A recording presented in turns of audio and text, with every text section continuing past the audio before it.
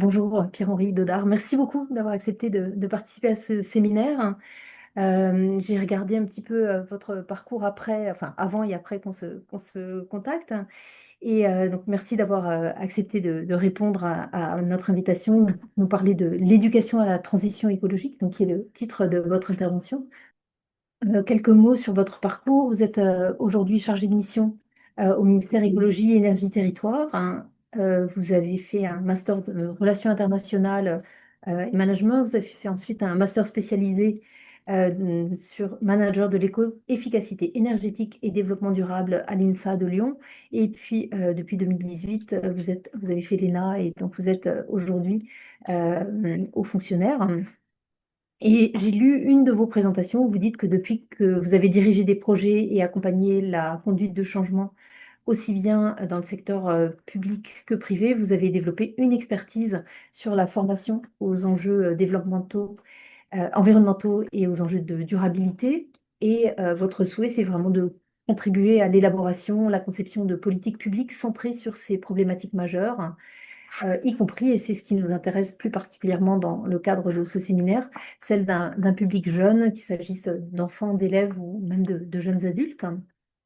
Et moi, j'avais découvert votre travail d'abord sur LinkedIn, merci les réseaux sociaux, et puis sur votre blog Éducation et transformation écologique, que dit la recherche? Et ce qui m'a intéressé dans votre travail, c'est que vous publiez des synthèses très accessibles de recherche, des synthèses en général d'articles en anglais qui ne sont pas forcément accessibles pour le public non anglophone ou qui n'est pas à l'aise en anglais, ne sont pas forcément accessibles non plus au public même anglophone qui n'est pas accoutumé à lire des articles scientifiques. Ça peut être un petit peu rebutant au premier abord. Et comme l'idée de ce séminaire était de croiser les regards à partir de différentes approches, je suis vraiment très heureuse de vous accueillir aujourd'hui pour représenter aussi, on en parlait tout à l'heure, un point de vue institutionnel, euh, ce qui contraste un peu avec la semaine dernière où on a parlé de recherche-action participative avec des enfants, on a parlé de désobéissance civile, et finalement ce séminaire est une sorte de kaléidoscope où on abordera différentes questions. Il y a aussi des points de convergence, et avec vous j'ai notamment trouvé la question de l'espoir. C'est d'ailleurs le titre d'un billet qui avait attiré mon attention en juin, qui s'appelait L'espoir ne suffit plus et l'éducation à la transition écologique doit changer de cap. Ça reprenait un petit peu le sous-titre d'un article de Rebecca Williams et Carrie Grain qui avait pour sous-titre From an Education in Hope to a Practice of Critical Hope. Et ici, à l'école des sciences sociales, la notion de critique est quelque chose d'assez central. J'imagine que vous l'avez dans tous les séminaires fondamentaux. Donc, je vous cède tout de suite la parole en vous remerciant vivement d'avoir accepté de participer à cette séance. Je sais que vous avez un agenda bien chargé. Merci beaucoup et merci beaucoup d'avoir pris le temps de m'inviter, Pascal, et merci à vous toutes et tous d'être là aujourd'hui. Alors c'est rigolo parce qu'au moment où j'ai été invité, vous m'avez dit, vous allez voir, il n'y a pas beaucoup d'étudiants en salle, mais il y aura du monde à distance. Et souvent quand je suis invité à des tables rondes ou à intervenir, on parle souvent de la quantité de personnes qui va y avoir. Et des fois on me dit, ah désolé, il n'y a que 150 personnes. Des fois on me dit, désolé, il n'y a que 10 personnes. Et en fait, les personnes qui m'invitent sont souvent désolées qu'il n'y ait pas plus de monde. Moi, je ne le suis pas. Et il n'y aurait eu que deux personnes, j'aurais été ravi de dire les mêmes choses que ce que je vais dire. Je vais vous dire quelques mots pour compléter le portrait qui a été fait de moi. C'est une façon que j'ai de me présenter sur les réseaux sociaux. Mais vous savez qu'on se présente plus ou moins différemment suivant les interlocuteurs et interlocutrices qu'on a en face de nous et suivant l'histoire qu'on a envie de se raconter aussi à des moments de notre vie. Et donc moi, ce que je vais vous dire là, donc, je vais essayer de passer les diapositives, mais je ne peux pas y arriver. Je sais pas si je vais y arriver. Donc, pour introduire, je vais vous dire en fait d'où je parle et pour préciser un petit peu la suite et pourquoi j'en parle comme ça. Et donc, vous allez voir qu'il y a un truc que j'ai pas écrit, c'est que je suis nul en PowerPoint. C'est dommage, j'ai été consultant pendant 10 ans et que normalement je devrais être champion du monde de PowerPoint. Pour autant, c'est probablement la plus belle diapo que vous allez voir. Donc autant vous dire que il ne faut pas s'attendre à grand-chose sur cette approche-là. Et donc, dans ce contexte et dans la présentation que je vais faire, ce que je choisis de faire, c'est de dire que je suis praticien de l'éducation. Pourquoi je suis praticien de l'éducation? Parce que d'une part, j'enseigne moi-même et je travaille beaucoup à la construction de modules pédagogiques. Donc aussi bien pour la fonction publique, mais je participe aussi avec des enseignants, enseignants-chercheurs à travailler sur ce qu'ils ont envie de construire autour des questions de transition écologique et de leur approche disciplinaire. Donc, praticien, parce que je pratique ça, donc j'ai une forme de connaissance par la pratique. Observateur des politiques publiques, ça a été dit en fait. Donc moi, je suis haut fonctionnaire, et même au-delà d'être observateur, je suis acteur parce que je suis concepteur, élaborateur de politiques publiques. Et ce que ça veut dire concrètement, c'est que quand il y a des commandes politiques qui nous disent, bah ça, on va transformer telle ou telle chose, on va faire telle ou telle réforme, bah, globalement, on me demande à moi d'écrire un texte et de réfléchir. Et donc, je réfléchis pas tout seul, bien évidemment. Heureusement, on n'est pas comme ça. On co-construit avec l'ensemble des parties prenantes, plus ou moins facile. Et vous voyez, il y a déjà un lien entre le fait que je sois praticien de l'éducation et observateur des politiques publiques et aussi concepteur, parce que je suis aussi enseignant en légistique. Euh, Mon épouse dirait, on ne dit pas plutôt logistique, mais en fait, non, la légistique, c'est l'écriture normative. Et donc, c'est aussi une discipline qui peut s'enseigner. Et vous allez voir que très rapidement, dans n'importe quelle discipline, il y a un lien avec la transition écologique. Ça veut dire que quand on fait de la légistique, et donc qu'on écrit des lois, qu'on écrit des règlements, bah, on a rapidement des études d'impact et des études d'impact environnemental qui nous demandent bah, c'est quoi l'impact sur l'environnement. Et puis quand on suit bien les textes, on voit qu'il y a des études d'impact qui sont demandées sur la jeunesse, qui sont demandées sur le handicap, qui sont demandées sur l'impact sur les femmes. Et puis quand on est un peu comme moi, et c'est un peu le dernier point, acteur réflexif des transitions, on se pose la question de, il y aurait pas une intersection dans tout ça, en fait, entre la jeunesse, l'environnement, les questions de genre, le handicap, et ça pose la question de bah, la transition écologique, ça veut dire quoi dans ce contexte? Et donc voilà, c'est comme ça que je me présente. Euh, je suis probablement un peu trop réflexif, parce que l'autre jour, il y avait un enseignant qui m'a dit, non, là, au bout d'un moment, tu te poses trop de questions, il faut juste faire des trucs. Pour autant, je pense que c'est utile et je pense que c'est des choses qu'on vous apprend à faire ici, ou en tout cas, je le souhaite, mais j'ai à peu près aucun doute. Et puis, je suis content d'être là aussi parce que d'où je parle, au sein du ministère de la Transition écologique où je suis, je travaille dans une commission qui s'appelle la commission de suivi des licences master doctorat et qui évalue et qui regarde la qualité des fiches du répertoire national des compétences professionnelles qui sont proposées. Et j'ai la chance d'avoir des fiches du RNCP, donc de ce répertoire, qui viennent de le HESS. Et donc, je les regarde avec un esprit très critique, un français très critique, et je suis souvent très content de ce que je lis, en fait. Parce que de là où vous êtes, et vous vous en rendez peut-être pas compte, parce qu'en général, on est assez situé, et puis on a l'environnement qu'on connaît, et puis après, il y a des environnements dont on vient qui font qu'on peut avoir un regard qui change un petit peu, mais autant il y a certains moments où, quand on travaille sur les sciences, dans les fichiers RNCP, on a l'approche de la science, et donc nous, ministère de la Transition écologique, quand on essaie de remplir, on va dire, c'est peut-être un peu les sciences, et quand on a des fiches de le HESS, ben, on arrive même des fois à avoir des questions qui sont les questions, enfin des approches qui vont être pluriverselles. Et ça va nous intéresser en fait tout au long de notre échange, qu'on va essayer de rendre un peu plus dynamique que juste moi qui parle, parce que au bout d'un moment, ça va peut-être vous fatiguer et après, je vais peut-être plus avoir de salive.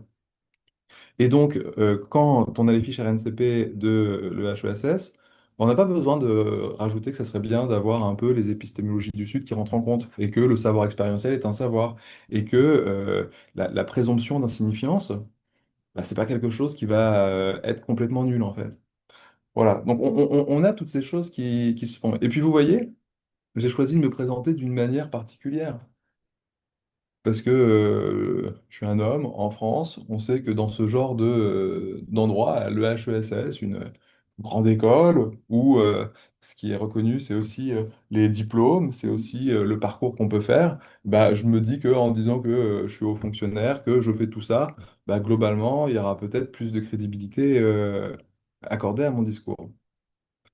Pour autant, j'espère que vous avez en tête que je vais peut-être dire des choses auxquelles vous adhérerez pas. Il y a des choses où je serai capable de les défendre assez facilement parce que j'ai travaillé sur le sujet et puis il y a un certain nombre de savoirs académiques, mais encore une fois, qui sont des constructions très occidentales du savoir académique et qui ont des limites, mais dont je connais les limites et donc on pourra en discuter bien volontiers. Et puis il y a des choses qui relèvent un peu de l'hypothèse et j'essaierai d'être très transparent avec vous sur les hypothèses que moi je peux formuler en étant là où je suis. Voilà. Donc voilà, je vous donne un cadre pour vous dire que, en gros, avec moi, mais comme avec tout le monde, ne prenez pas pour argent comptant tout ce que je vais vous dire. Et puis sachez une autre chose, c'est que vous allez, j'aime pas trop cette expression, mais j'en ai pas d'autre à ce stade, essuyer les plâtres. Mhm. Parce que la sollicitation de Pascal a fait que j'ai posé par écrit un certain nombre de choses que je travaille depuis plusieurs années et que j'avais jamais vraiment posé par écrit. Voilà. Et pour la petite histoire, l'expression essuyer les plâtres, qui aujourd'hui a tendance à signifier vous allez faire les frais d'une expérience nouvelle, et donc avec des points qui ne sont pas forcément tous positifs et peut-être certains négatifs, renvoyer à des réalités sur le plâtre et les émissions que ça pouvait avoir, et à des réalités sociologiques qui étaient un peu moches en fait. Mhm. Parce que essuyer les plâtres, en fait, ça veut dire sécher les plâtres qui dégageaient des vapeurs de chaud à l'époque. Et en fait, les maisons étaient désaffectées pendant ce temps-là parce que ça pouvait rendre malade. Et donc, les seules personnes qui y habitaient étaient les prostituées. Voilà, pour vous dire à quel point, et on parle du XVIIIe siècle, à quel point la société change peu et que les rapports de domination qui existaient au XVIIIe siècle se sont un peu transformés, mais pas tant que ça. Est-ce que je peux Voilà, vous oui, interrompre une seconde, allez-y. peut-être pour préciser un peu ce que vous entendez par présomption d'insignifiance. Je ne sais pas si l'expression est claire pour tout le monde. Ah, Pour ouais. tout le monde en ligne, ça peut être intéressant. Ouais, ah oui, alors ça, c'est... Il y a un type que j'aime bien qui s'appelle Léo Mannien qui intervient sur la sociologie de l'imaginaire, euh, qui part du principe qu'en fait, quand on va poser une question à une personne, euh, en fait, ce qu'elle va dire, c'est pas forcément juste un point de vue. Parce que cette personne, elle s'inscrit dans un écosystème, dans une réalité, et le fait qu'elle puisse tendre vers la moyenne de ce que les personnes comme lui pensent, peut renvoyer à des réalités sociologiques. Et donc cette présomption d'insignifiance, en fait, ça renvoie au fait que parce que la parole de quelqu'un serait située et qu'il aurait sa propre vie et son propre écosystème, ce qui est vrai, ben, en fait, elle aurait moins de valeur que la parole scientifique Mm. qui étudierait des nombres significatifs d'individus pour établir cette moyenne. Sauf qu'en fait, une fois qu'on a établi cette moyenne avec une approche scientifique, bah, on se retrouve à avoir des personnes qui ont des témoignages qui rentrent dans cette moyenne. Et donc cette présomption Mm. d'insignifiance, c'est de dire qu'en fait, un témoignage, un échange avec une personne, euh, bah, ça ne veut pas forcément rien dire. Et on en a besoin pour nos questions de transition écologique. Visiblement, ça intéressait. Quelqu'un demandait ce que vous pouvez épeler. Et puis, il y a eu déjà une réponse. C'est bien, c'est peer tutorial. Entre Est-ce que je... dans le chat, il y a quelqu'un qui a demandé si on peut épeler le nom de Mania. Et une autre auditrice M-A... a répondu. Ah bah très bien, super. Bon, bah, Merci c'est bien beaucoup. si les échanges se font aussi Merci. à distance, c'est formidable. Alors, j'avais envie de vous poser une question, mais aussi bien aux personnes qui sont en salle et aux personnes qui sont à distance. C'est- On va voir comment on va pouvoir gérer la réponse, mais Le chat peut marcher pour ça. le, Moi, je peux surveiller le chat. ouais, le chat peut marcher parce que en gros, non, je l'avais mis après, donc je vais vous le mettre après. Je vais juste vous dire deux mots sur l'éducation, parce qu'aujourd'hui, on va parler d'éducation à la transition écologique. Et comme je trouve que dans le monde dans lequel on est, il y a souvent des émetteurs, souvent des récepteurs, et que donc une personne qui parle, des personnes qui écoutent, et qu'entre deux, si on ne définit pas les termes qu'on utilise, on a des chances de ne pas se comprendre. Je suis quasiment persuadé que si je demandais à tout le monde ici et en ligne qu'est-ce que la transition écologique, je pense que j'aurais autant de réponses que de personnes qui seraient connectées ou qui répondraient. Et donc, je vais essayer de faire autre chose. Je voulais juste vous dire deux mots avant, en termes d'introduction, pour rappeler que l'éducation, c'est un acte politique. Et donc, je voulais citer deux personnes euh, qui structure en partie ma pensée, une personne qui s'appelle Paulo Freire, qui est un Brésilien, qui était un pédagogue brésilien et qui a travaillé sur la pédagogie des opprimés. Donc lui, il est connu pour l'alphabétisation des personnes pauvres. Et l'idée, c'était de leur permettre de lire et écrire pour justement pouvoir lutter contre l'oppression qu'ils subissaient. Et donc, lui, il dit, nous avons tendance à méconnaître ou à masquer le rôle de l'éducation qui, parce qu'elle est une praxis sociale, sera toujours au service soit de la domestication des hommes, soit de leur libération. Et donc, on commence à s'apercevoir assez rapidement que l'éducation, c'est tout sauf neutre. Et donc, lui, il le disait dans quelques idées insolites sur l'éducation. Et vous voyez, je cite, je mets, vous avez vos sources, vous pourrez aller voir. Et puis, je voulais citer aussi Hannah Arendt, qui se présentait comme politologue, qui était plutôt philosophe, mais c'était sa façon à elle de se présenter, qui a écrit un bouquin qui s'appelle La crise de l'éducation, mais qui est surtout connu pour avoir observé le procès d'Eichmann et s'être interrogé sur les origines du totalitarisme et comprendre euh, les meilleurs élans de l'homme. Mais surtout, elle écrivait, l'éducation est le point où se décide si nous aimons assez le monde pour en assumer la responsabilité. Et donc, en fait, le problème des deux phrases que je vous ai données, c'est qu'elles peuvent être inspirantes, mais qu'elles sont sorties de leur contexte. Et ça, c'est toujours un peu problématique avec les citations. Donc je vais vous en dire deux mots. En gros, si on recontextualise ce qu'Arendt voulait dire par l'éducation, c'était à un moment, nous, chers adultes, prenons nos responsabilités, l'éducation ne doit pas porter le futur du monde. Elle le dit de façon plus jolie, mais c'est à peu près ce qu'elle disait, quoi. Vous devez garder en tête que Paulo Freire et Hannah Arendt sont des personnes pour lesquelles il existe une littérature critique. Pareil, moi j'ai fait ces choix. J'ai fait ces choix parce que je voulais mettre une personne qui vient de la pédagogie du Sud, de Paulo Freire, et parce que je pense que tout ce qui sous-tend sa pédagogie fait sens, et parce que je voulais mettre une femme, et Mhm. Hannah Arendt était pour moi, arriver en bonne position. Vous avez vu, j'ai pris des personnes qui sont toutes les deux plutôt âgées et qui ont des vécus qui sont assez compliqués aussi. Mais il y a un truc qui est intéressant et qu'on n'a pas toujours. Quand on s'intéresse à des citations comme ça et quand on s'intéresse à ce que disent des personnes, hein, aussi inspirants que ça puisse être, on ne connaît pas trop, en fait, on sait pas, c'est souvent situé, mais on ne sait pas trop qui parle, à quel moment, dans quel contexte. Et puis, tous ces gens-là qui sont connus et qui ont dit des choses très intéressantes qu'on étudie, bah, des fois, ils ont eu des vies un peu cheloues, quoi. Des fois, ils ont fait des trucs qui n'étaient pas ouf, et des fois, ils ont eu des positions qui étaient franchement contestables. Alors, pour Arendt et Paulo Freire, c'est pas complètement le cas. Mais globalement, pareil, quand vous avez des choses qui arrivent comme ça, garder le recul autant que possible.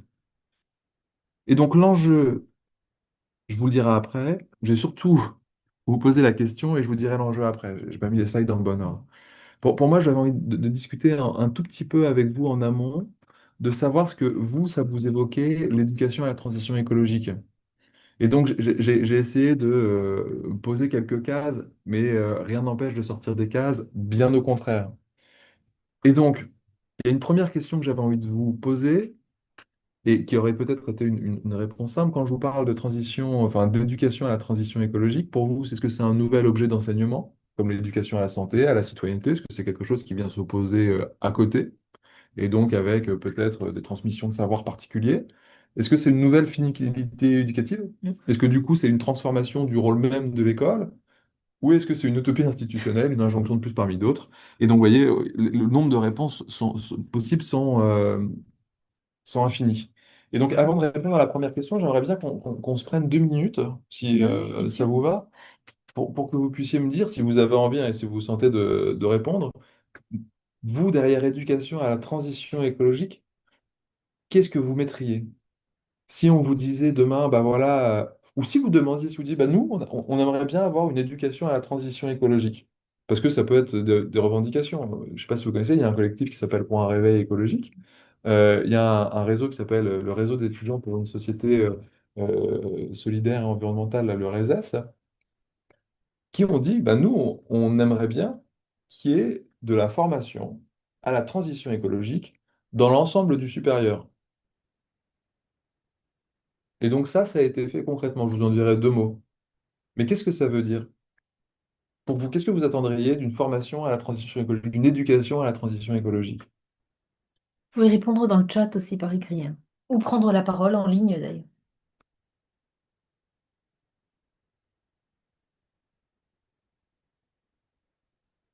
S'il y a pas, il y a pas d'obligation de réponse, hein.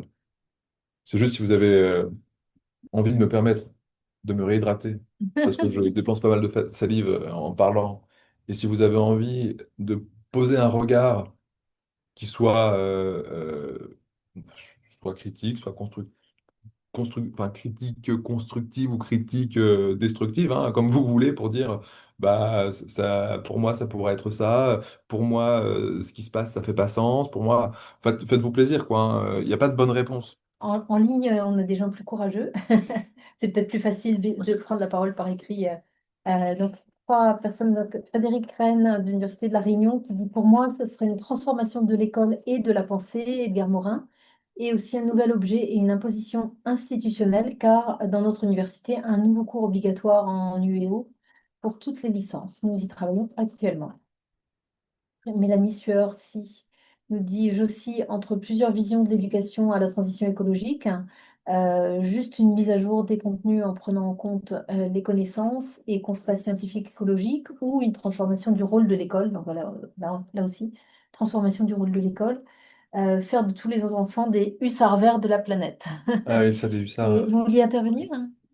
Si c'est un peu comme une manière, on en parlait un petit peu la semaine dernière, mais plus de passer par l'action, parce que pour moi, parler de transition écologique et de garder ça dans des cours qui sont très directionnels et il n'y a pas beaucoup d'action par les élèves eux-mêmes, ça porte pas vraiment ses fruits. Pour Tout à moi, je fait. vois ça plus comme une manière d'éduquer par l'action aussi. Super. Ouais. Merci Manon, Manon Sala qui Ah, Manon, dit bonjour Manon. formidable. Ce serait une éducation qui problématise et qui nous rend conscients et conscientes de nos interdépendances terriennes dans la prise en compte des savoirs de nos êtres au monde. On reconnaît là bien Manon. Merci Manon pour cette Je savais que ça allait nous proposition. plaire. Moi, Mm. je ne peux pas cliquer, mais j'aurais bien mis un petit cœur aussi, ça me plaît Oui, bien. Mais j'aurais mis des petits cœurs sur tous, oui, ça me va bien. oui. Éducation aux politiques, connaître les mécanismes socio-historiques trop absents des formations. Et aussi, pour moi, la question, c'est aussi le terme transition, en fait. Est-ce qu'on est encore à une époque où la transition peut fonctionner? Est-ce qu'on va avoir besoin d'une révolution? Certains parlent d'effondrement. Comment? Je ne sais pas ce que vous pensez du terme transition vous-même, en fait. Et ben ça tombe bien parce que je dois avoir au moins 10 diapos qui parlent du terme transition en lui-même.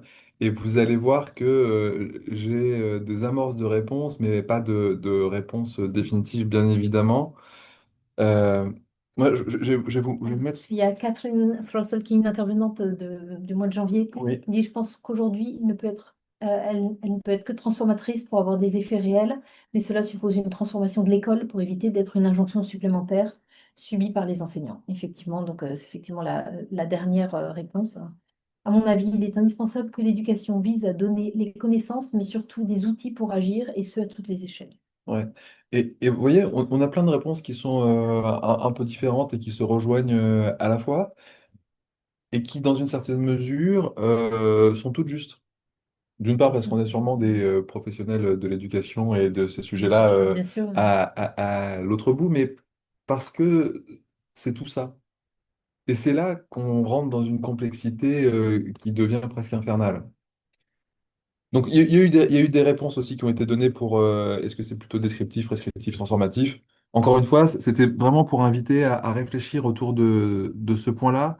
Euh, moi, de mon point de vue, l'enjeu, et donc vous le voyez bien, j'ai précisé de mon point de vue, et puis je me suis mis avec une jumelle, enfin une paire de jumelles, pour voir. Et donc en fait, quand on veut relier l'éducation à la transition écologique, pour moi, c'est affirmer que l'acte d'éduquer engage une responsabilité face à un monde à refonder. parce que vous savez, il y a bien des réalités biogéophysiques, biogéochimiques, donc avec les difficultés qui adviennent, avec les questions de frontières planétaires dont on parle, avec les inquiétudes qui peuvent être liées à ces questions d'effondrement qui ont été théorisées d'une certaine manière par Pablo Servigne, en tout cas qui a vendu un Mm. bouquin qui marchait bien là-dessus, qui sont contestées et qui sont encore discutées au niveau académique, quand bien même le GIEC parle de points de rupture potentiels, au moins sur la question climatique. Donc on a bien toutes ces réalités, mais dans, dans tous les cas, il y a des choses à faire. Et pour moi, c'est aussi non pas pour imposer un modèle unique, mais pour rouvrir le champ des possibles. Et pourquoi je dis ça? Parce qu'aujourd'hui, quand on fait de l'éducation à la transition écologique, on a déjà adopté un point de vue. On a déjà adopté un point de vue, mais qui est peut-être restrictif. Et ça, on va le voir parce que je vais porter une parole semi-institutionnelle et vous dire globalement ce qu'on a fait dans l'enseignement supérieur. Et ça a été écrit à je ne sais plus quelle université La Réunion. de la Réunion où il y a un socle commun qui a été proposé pour le premier cycle en disant bah, on va partir sur un socle de 28 heures de cours, je crois, je me souviens, autour de quatre enjeux principaux qui sont le climat, la biodiversité, les ressources et la transition juste. Oui, ok, on va voir pourquoi ça marche, mais que ça marche pas bien quand même. C'est un peu ce qu'on va essayer de faire pendant le temps qu'on va avoir. Donc, je vais repartir sur la généalogie des concepts et vous allez voir que ça va rendre le truc encore un peu compliqué, quoi. Donc, je vais parler de l'éducation, et puis vous avez vu, j'ai mis un S. Je vais Euh, enlever ce truc parce que j'ai pas envie que l'IA vienne nous raccourcir nous faire un résumé. ouais, C'est insupportable. moi, je mise tout sur l'IA. Je rigole et je crois que ceux qui me connaissent le savent. Donc, éducation avec un S, forme, tension et finalité. Et du coup, je vais citer rapidement Philippe Mérieux, mais je vais vous dire pourquoi revenir au concept d'éducation. On l'a vu avant, c'est un acte politique. Donc l'éducation, c'est pas un concept neutre et ça reflète une vision du monde, du savoir et du pouvoir. C'est Philippe Mérieux que j'aime bien. Il disait, une école préfigure toujours un projet de société. Philippe Mérieux, c'est un pédagogue français qui porte certaines modalités pédagogiques, qui porte une vision de ce que peut être l'éducation. Et il faut savoir que c'est une vision qui n'est pas portée par l'éducation nationale aujourd'hui, et que pendant longtemps, il y a eu une liste noire des pédagogues à ne pas inviter à l'éducation nationale. On devrait collectivement avoir honte de ce genre de choses, et il en faisait partie. Voilà. Mais en tout cas, pourquoi je dis ça? Pourquoi revenir à ce concept? Parce que il y a une pluralité de traditions éducatives. Le monde est vaste. Il nous offre plein de choses, mais selon les époques, donc moi je mets que ça recouvre en réalité, qui sont des réalités qui sont hautement conflictuelles, parce que selon les époques, les institutions, donc éduquer peut signifier transmettre un héritage, libérer une capacité, ou et accompagner une personne dans un tissu de relations. Et dans tous les cas, on est bien sur des finalités de l'éducation que je vais préciser un petit peu après, mais vous voyez dès le départ qu'en fait, quand on est sur ce type d'approche, on peut faire tout et n'importe quoi. Absolument. Et on peut faire des choses qui, si on a des valeurs morales qui sont d'une certaine forme, amènent à du bien, et si ces sont d'une forme, amènent à du mal. J'imagine qu'on partage à peu près tous les mêmes valeurs morales, compte tenu du fait qu'on est là ici et qu'on se pose un certain nombre de questions. Mais voilà, derrière éducation, on peut faire un peu plein de choses. Donc avant de se poser la question, à quoi éduque-t-on? C'est qu'appelle-t-on éduquer? Donc recommencer à se poser la question. Et donc l'idée, c'est de clarifier trois logiques éducatives qui coexistent dans toutes les pédagogies, mais dans des proportions variables.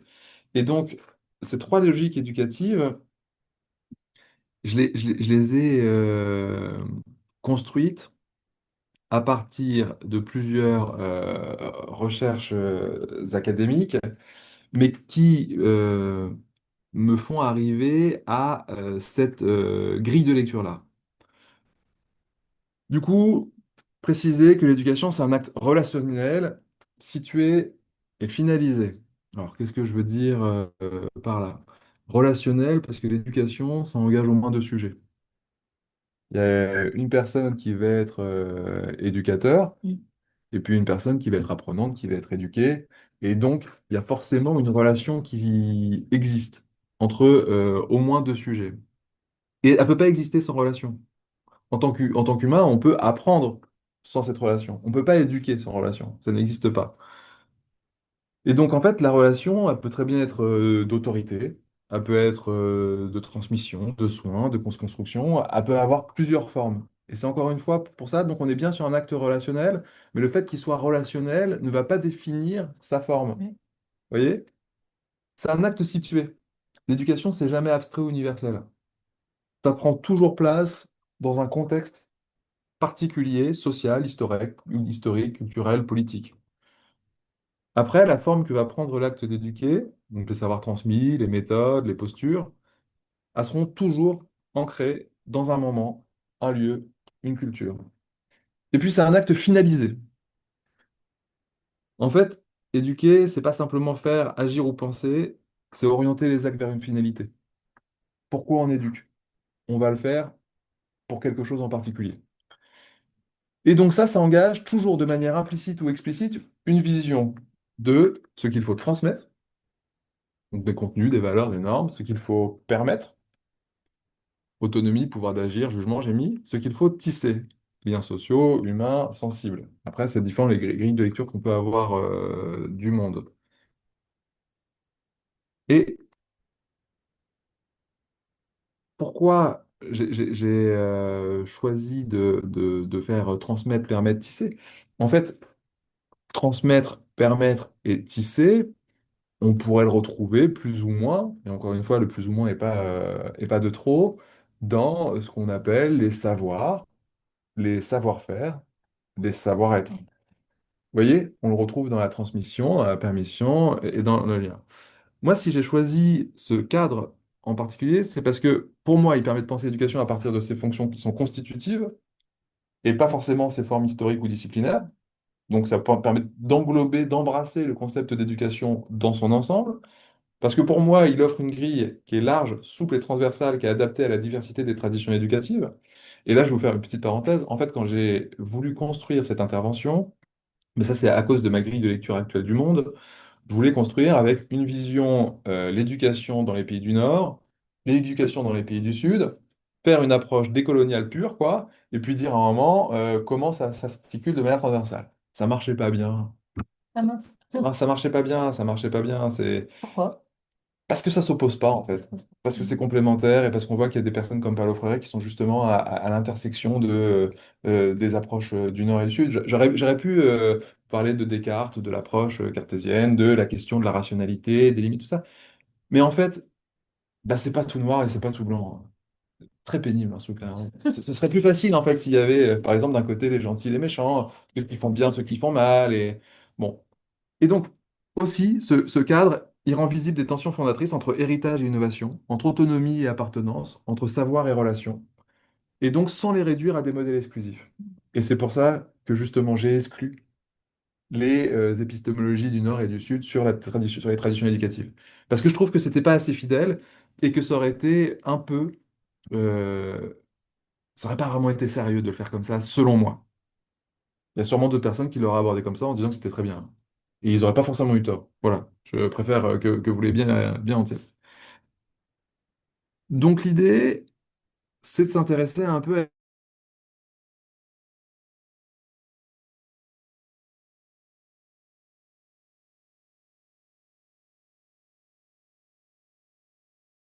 à la manière dont on l'a pensé en avant et puis comme relationnel, quoi.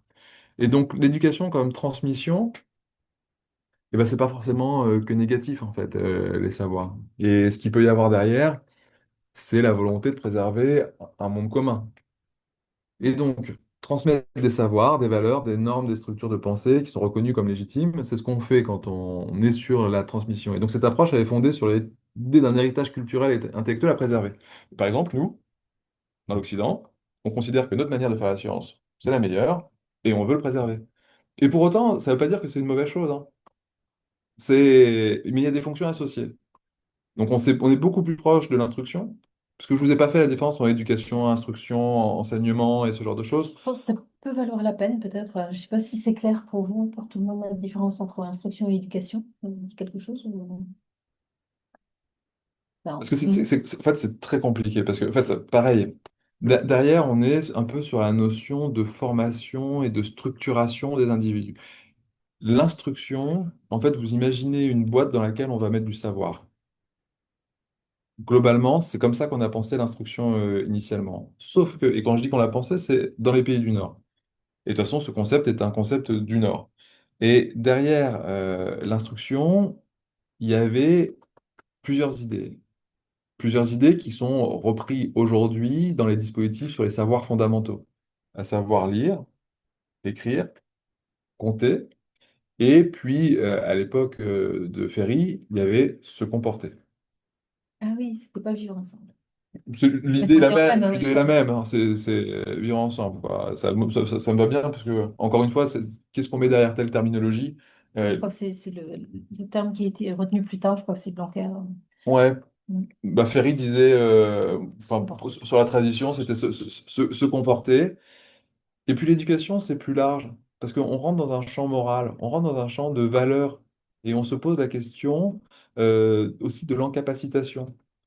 Est-ce que, vous voyez, on va instruire une personne pour qu'elle devienne, pour qu'elle ait des connaissances qui lui permettent de vivre en société, et puis on va l'éduquer pour qu'elle soit citoyenne. Et donc derrière cette éducation, on a à la fois les intentions et puis les formes. Ça, c'est compliqué. Je pense que si vous allez... En fait, c'est ça. De toute façon, vous allez voir entre ce que je vais vous présenter tout de suite, ce que vous liriez dans Larousse, ce que vous liriez dans Littré, ce que vous liriez sur le Centre national des ressources textuelles et lexicales, qui est un peu le Graal pour les juristes comme moi. Et si vous alliez sur la page Wikipédia, et puis si vous alliez voir chaque penseur de l'éducation, vous verrez qu'en fait, les définitions et les traditions auxquelles ça renvoie sont un peu différentes. Mais en fait, en gros, l'instruction se concentre quand même beaucoup sur des savoirs. Ça. Mais les deux sont des modalités de formation, enfin, entraînent des modalités de formation. Et pour ça, on peut mettre en place des enseignements. Vous voyez? Mais après, c'est voilà, c'est le lien qu'on peut avoir à l'apprentissage. Et donc, les fonctions associées, donc instruction, j'ai mis entre parenthèses savoir stabiliser. Je reviendrai là-dessus. Parce qu'il y a des savoirs euh,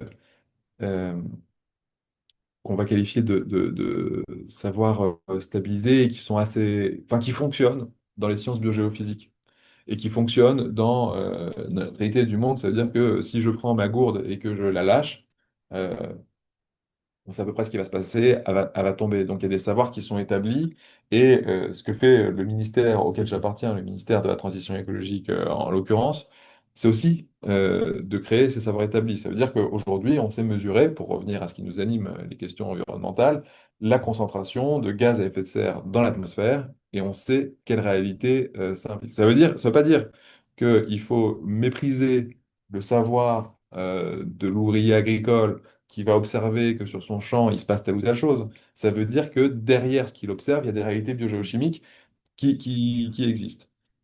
Et donc, les fonctions associées, il peut y avoir l'intégration culturelle, ça veut dire qu'on va donner une grille de lecture du monde et une continuité historique et morale, à savoir typiquement ce qu'on peut faire dans l'éducation nationale en France et raconter un roman national. Et pour la petite histoire, et après, il faut que j'accélère un petit peu parce que j'ai toujours tendance à trop digresser, mais je me suis pas présenté comme ça, mais je suis père d'un enfant qui a 11 ans, donc qui est en sixième, et qui était il n'y a pas très longtemps en CM1. En CM1, il a vu Clovis.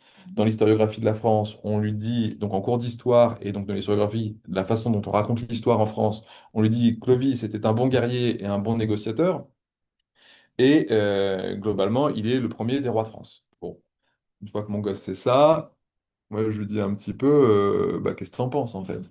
On te dit ça, bah, il me dit, bah, c'était un bon guerrier, un bon négociateur, il savait bien se battre et puis il savait bien marchander, quoi, il savait faire les trucs de base. Ok, bon.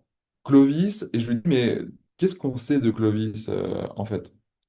Je sais pas si vous savez ce qu'on sait de Clovis, mais à peu près que dalle. On a un bouquin, plusieurs années après sa mort, qui a écrit en 13 pages, en gros, ce qu'on savait de Clovis. Bon, c'est un peu compliqué. Après, il y a les historiens qui vont regarder un petit peu dans le sol, qui vont regarder là où ça s'est passé, là où il aurait vécu, si ce qui est écrit dans les 13 pages, ça correspond plus ou moins à la réalité de ce qui est écrit dans le bouquin, ce qui a été vécu. Sauf que quand on regarde un petit peu ce qui se dit sur Clovis, il y avait quand même pas mal d'histoires, de légendes. Clovis, c'était un mérovingien. Alors, les mérovingiens, d'où ils viennent? Là, on retourne à Mérové. Mérové, on ne sait pas trop, en fait. Et puis on voit que le père de Clovis, ou le grand-père de Clovis, je ne sais plus, était peut-être descendant du Kinotaure. Là, ça devient complètement chelou, parce que le Kinotaure, c'est une espèce de bœuf requin, quoi.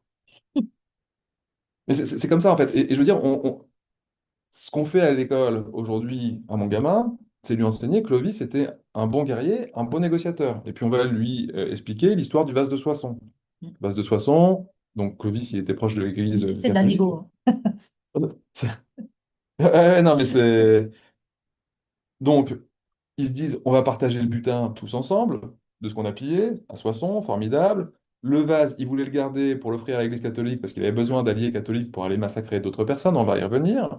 Et globalement, il y a quelqu'un qui dit, bah non, on partage tout, donc on partage aussi le vase, et si tu veux le garder que pour toi, et bah tiens, on le pète, il se fera en mille morceaux. Un an plus tard, Clovis rencontre le pélo qui a fait ça, quoi. Il dit, ah bah t'as fait tomber ta hache ou je sais pas quelle arme, le mec se baisse, Clovis le tue, quoi. En lui disant, souviens-toi du vase de Soissons. En tout cas, c'est ce Oui, oui, qu'on oui. nous apprenait à l'école. On n'y était pas, mais globalement, il a pu dire ça. Donc, bon négociateur, c'était Globalement, ça. ça marcherait. Mais moi, j'ai envie qu'on dise à mon gamin que ce mec était un sociopathe. Mm. On ne fait pas ça, en fait. On tue pas les gens comme ça parce qu'ils ont pété un vase. Dans quel monde on fait ça? Tiens, le vase a été pété, on va te tuer. Ça marche pas. Et puis, Clovis, qui est né plus ou moins en Belgique, en fait, et qui est descendu dans le Nord et qui a tué les barbares, qui a réussi à éduquer la France. Merci, merci, merci. Mais en fait, c'est un colon. C'est ça qui s'est passé en fait. On a un colon sociopathe et qui en plus a tellement mal éduqué ses gosses qu'ils se sont entretués à la fin. Mais à quel moment c'est intéressant dans l'histoire de la France, dans ce qu'on va raconter aux gamins, de leur expliquer les choses comme ça? Moi, je vois plein d'intérêts. Interroger l'historiographie, interroger pourquoi on raconte l'histoire comme ça dans notre pays. Pourquoi c'est ces connaissances-là qu'on a envie de transmettre à quel moment? Pourquoi dans les programmes on décide de faire ça? Quelles sont les finalités de l'éducation? Est-ce qu'on a envie d'adorer notre pays et de se dire que c'est formidable parce qu'il y a Clovis qui a fait ceci, qui a fait cela, et puis en fait on a massacré des gens qui ont été taxés de barbares a posteriori, mais ça vous voyez dans le monde dans lequel on vit, en fait on massacre les gens et puis après on dit que c'était des barbares et c'est pour ça qu'on les a massacrés, et ça veut dire qu'on détruit littéralement des cultures potentielles parce que ce ne sont pas les nôtres, et donc ça vient interroger un peu de ce que fait l'éducation. Et donc mon pauvre fils a un père qui l'empêche d'être tranquille à l'école et qui l'oblige à réfléchir à qui était Clovis. Autant vous dire qu'un gamin de 11 ans, ça l'intéresse assez peu. En tout cas, pas le mien, quoi. Je pense que je le saoule plus qu'autre chose. Et donc, il y a quand même des risques de conformisme si on conçoit l'éducation seulement comme transmission. Il y a peu d'espace pour le conflit ou la transformation. Et puis, les savoirs légitimes, et on vient d'en parler, sont définis par l'autorité. Ça, c'est ce qu'on observe. Du coup, l'éducation comme émancipation, c'est ce que je disais avec permettre, en fait. L'idée, c'est transformer le monde. Éduquer, c'est rendre capable, et donc permettre à chaque individu de penser, d'agir et de transformer sa condition. Là, on est vraiment sur... on a perdu quelque chose. Mais je sais, tout le monde est connecté encore à distance, on a juste perdu l'écran C'est là-bas. Ah ouais, bon, faut le réveiller. Parce que c'est un peu boring ce que je dis, du coup, il a décidé de s'en aller, quoi. Il a 11 ans, c'est mon fils, mais c'est exactement ça, cet écran, c'est mon fils, quoi. Ce que je viens de dire ne veut rien dire, hein, littéralement. Mais ça m'a beaucoup plu. Les enfants, je sais les réveiller, mais pourtant, les écrans, Bon, du coup, je vais poursuivre, parce que je pense que de toute façon, ça va réapparaître. Mais en gros, dans ce cas-là, le savoir devient un levier de conscientisation et d'action collective. Et donc, les fonctions associées à cette éducation comme émancipation, c'est l'apprentissage critique, c'est l'engagement citoyen, c'est le développement d'une pensée autonome. Mais il y a des limites aussi, parce que c'est difficile à institutionnaliser sans récupération, ce genre de choses. Ça peut devenir prescriptif si l'émancipation est définie à la place de l'autre.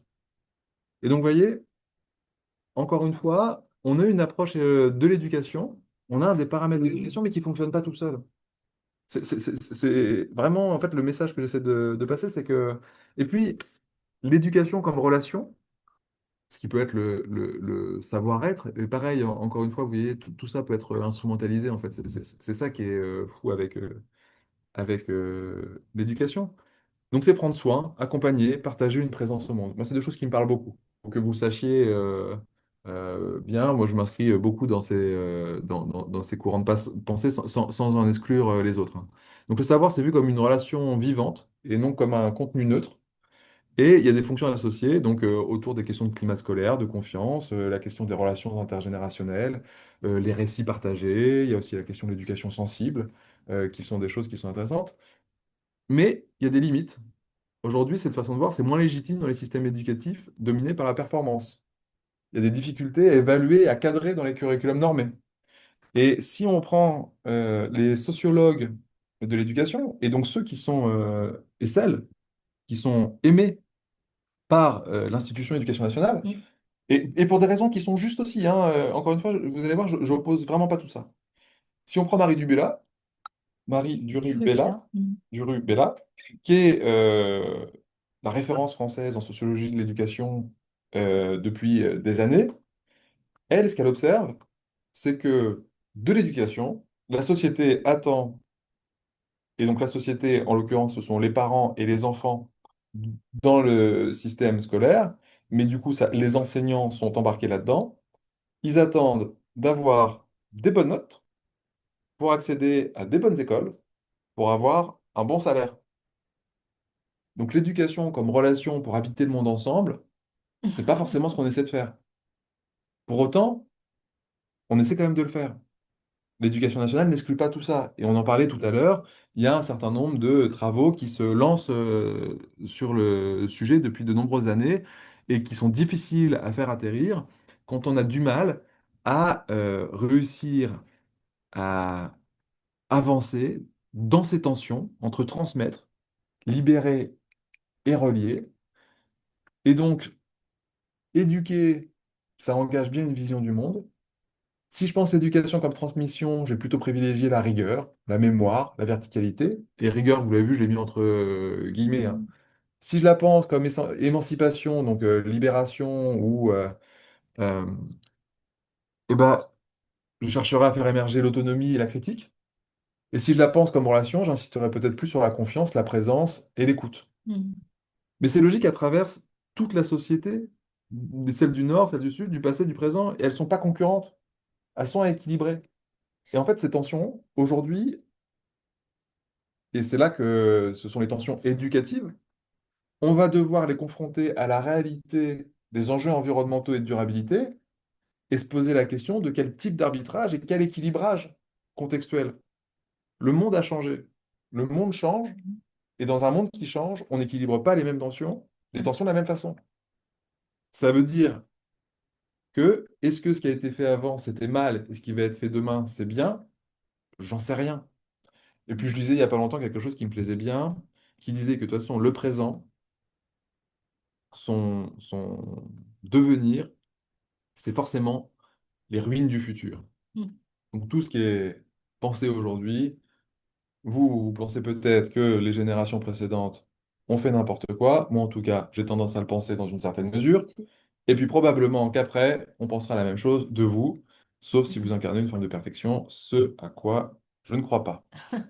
Même si- Une petite Oui. remarque sur les sociétés du Nord et du Sud, en fait, du point de vue de l'éducation, avec l'histoire coloniale, de toute façon, les systèmes éducatifs, y compris dans les pays du Sud, ont été très marqués par les systèmes britanniques, français, enfin, quel que soit le colon qui s'est trouvé là. Et donc, c'est vrai que ça devient difficile, en fait, d'imaginer, on ne sait pas trop ce qu'était l'éducation avant. Et si on prend en considération, pour le compte, un domaine que moi je connais un petit peu, qui était la transmission des savoirs dans l'Inde ancienne, ça passait par du par cœur et par une transmission extrêmement autoritaire, verticale, descendante, où l'élève, l'étudiant, l'enfant n'était en aucun cas encouragé à faire preuve d'esprit critique. Donc là aussi, c'est pas sûr que c'était mieux avant et c'était pas sûr que c'était mieux ailleurs. Oui, c'est ça, parce qu'il y a effectivement des époques, des moments, des réponses apportées plus ou moins maladroitement, avec rarement des mauvaises volontés, hein, parce que vous savez, tous les régimes autoritaires sont pavés de bonnes intentions, hein. Mm. Il n'y a jamais un dictateur qui dit qu'il fait ça pour faire du mal, hein. Ça n'existe pas. Il a l'impression de bien faire par rapport à son système de valeurs morales. Il veut protéger quelque chose, il veut... enfin, et donc, effectivement, on peut observer ça. Après, c'est vrai que l'éducation, c'est quelque chose qu'on a vu naître dans à peu près toutes les sociétés dans le monde, mais avec des formes différentes selon les endroits, mais avec ces tensions qui étaient quand même existantes compte tenu du fait que bah, ce sont des fonctions de l'éducation, quoi, et que dans tous les cas, ça se pose. Et le lien, par exemple, quand on a... euh, une éducation qui va être plus transmissive et autoritaire, et ben c'est un lien de subordination Mm. qui se crée. Mais on est toujours dans une logique de relation, mais pas forcément comme on peut le penser dans le monde tel qu'il est en train de se transformer. Mais du coup, ça donne envie de parler de l'Inde, en fait, d'en savoir plus, On va parler pour là-dedans. moi. Alors, transition versus transformation écologique, enjeux sémantiques et politiques. Et donc là, je vais venir sur les termes à comparer pour répondre à cette question de transition écologique. J'ai pris des termes non exhaustifs. J'ai choisi d'en comparer cinq et je vais vous expliquer pourquoi. Donc déjà, c'est pour rappeler que les mots que nous utilisons pour parler d'écologie ne sont pas neutres et que on le voit aujourd'hui dans les politiques publiques qu'on peut mener sur ces questions-là, le fait que le changement climatique ait pris une place majeure, c'est pas neutre du tout et ça a des impacts qui sont conséquents. Ça traduit des visions différentes de la manière dont nous abordons les enjeux environnementaux de durabilité. Et donc les cinq approches, pourquoi j'ai choisi celle-ci? Développement durable, anthropocène, transition écologique, changement climatique et environnement. Parce qu'il y a des champs disciplinaires qui existent depuis longtemps, qu'on a parlé initialement d'éducation à l'environnement Ouais. et que progressivement on est passé de l'éducation à l'environnement et au développement durable, que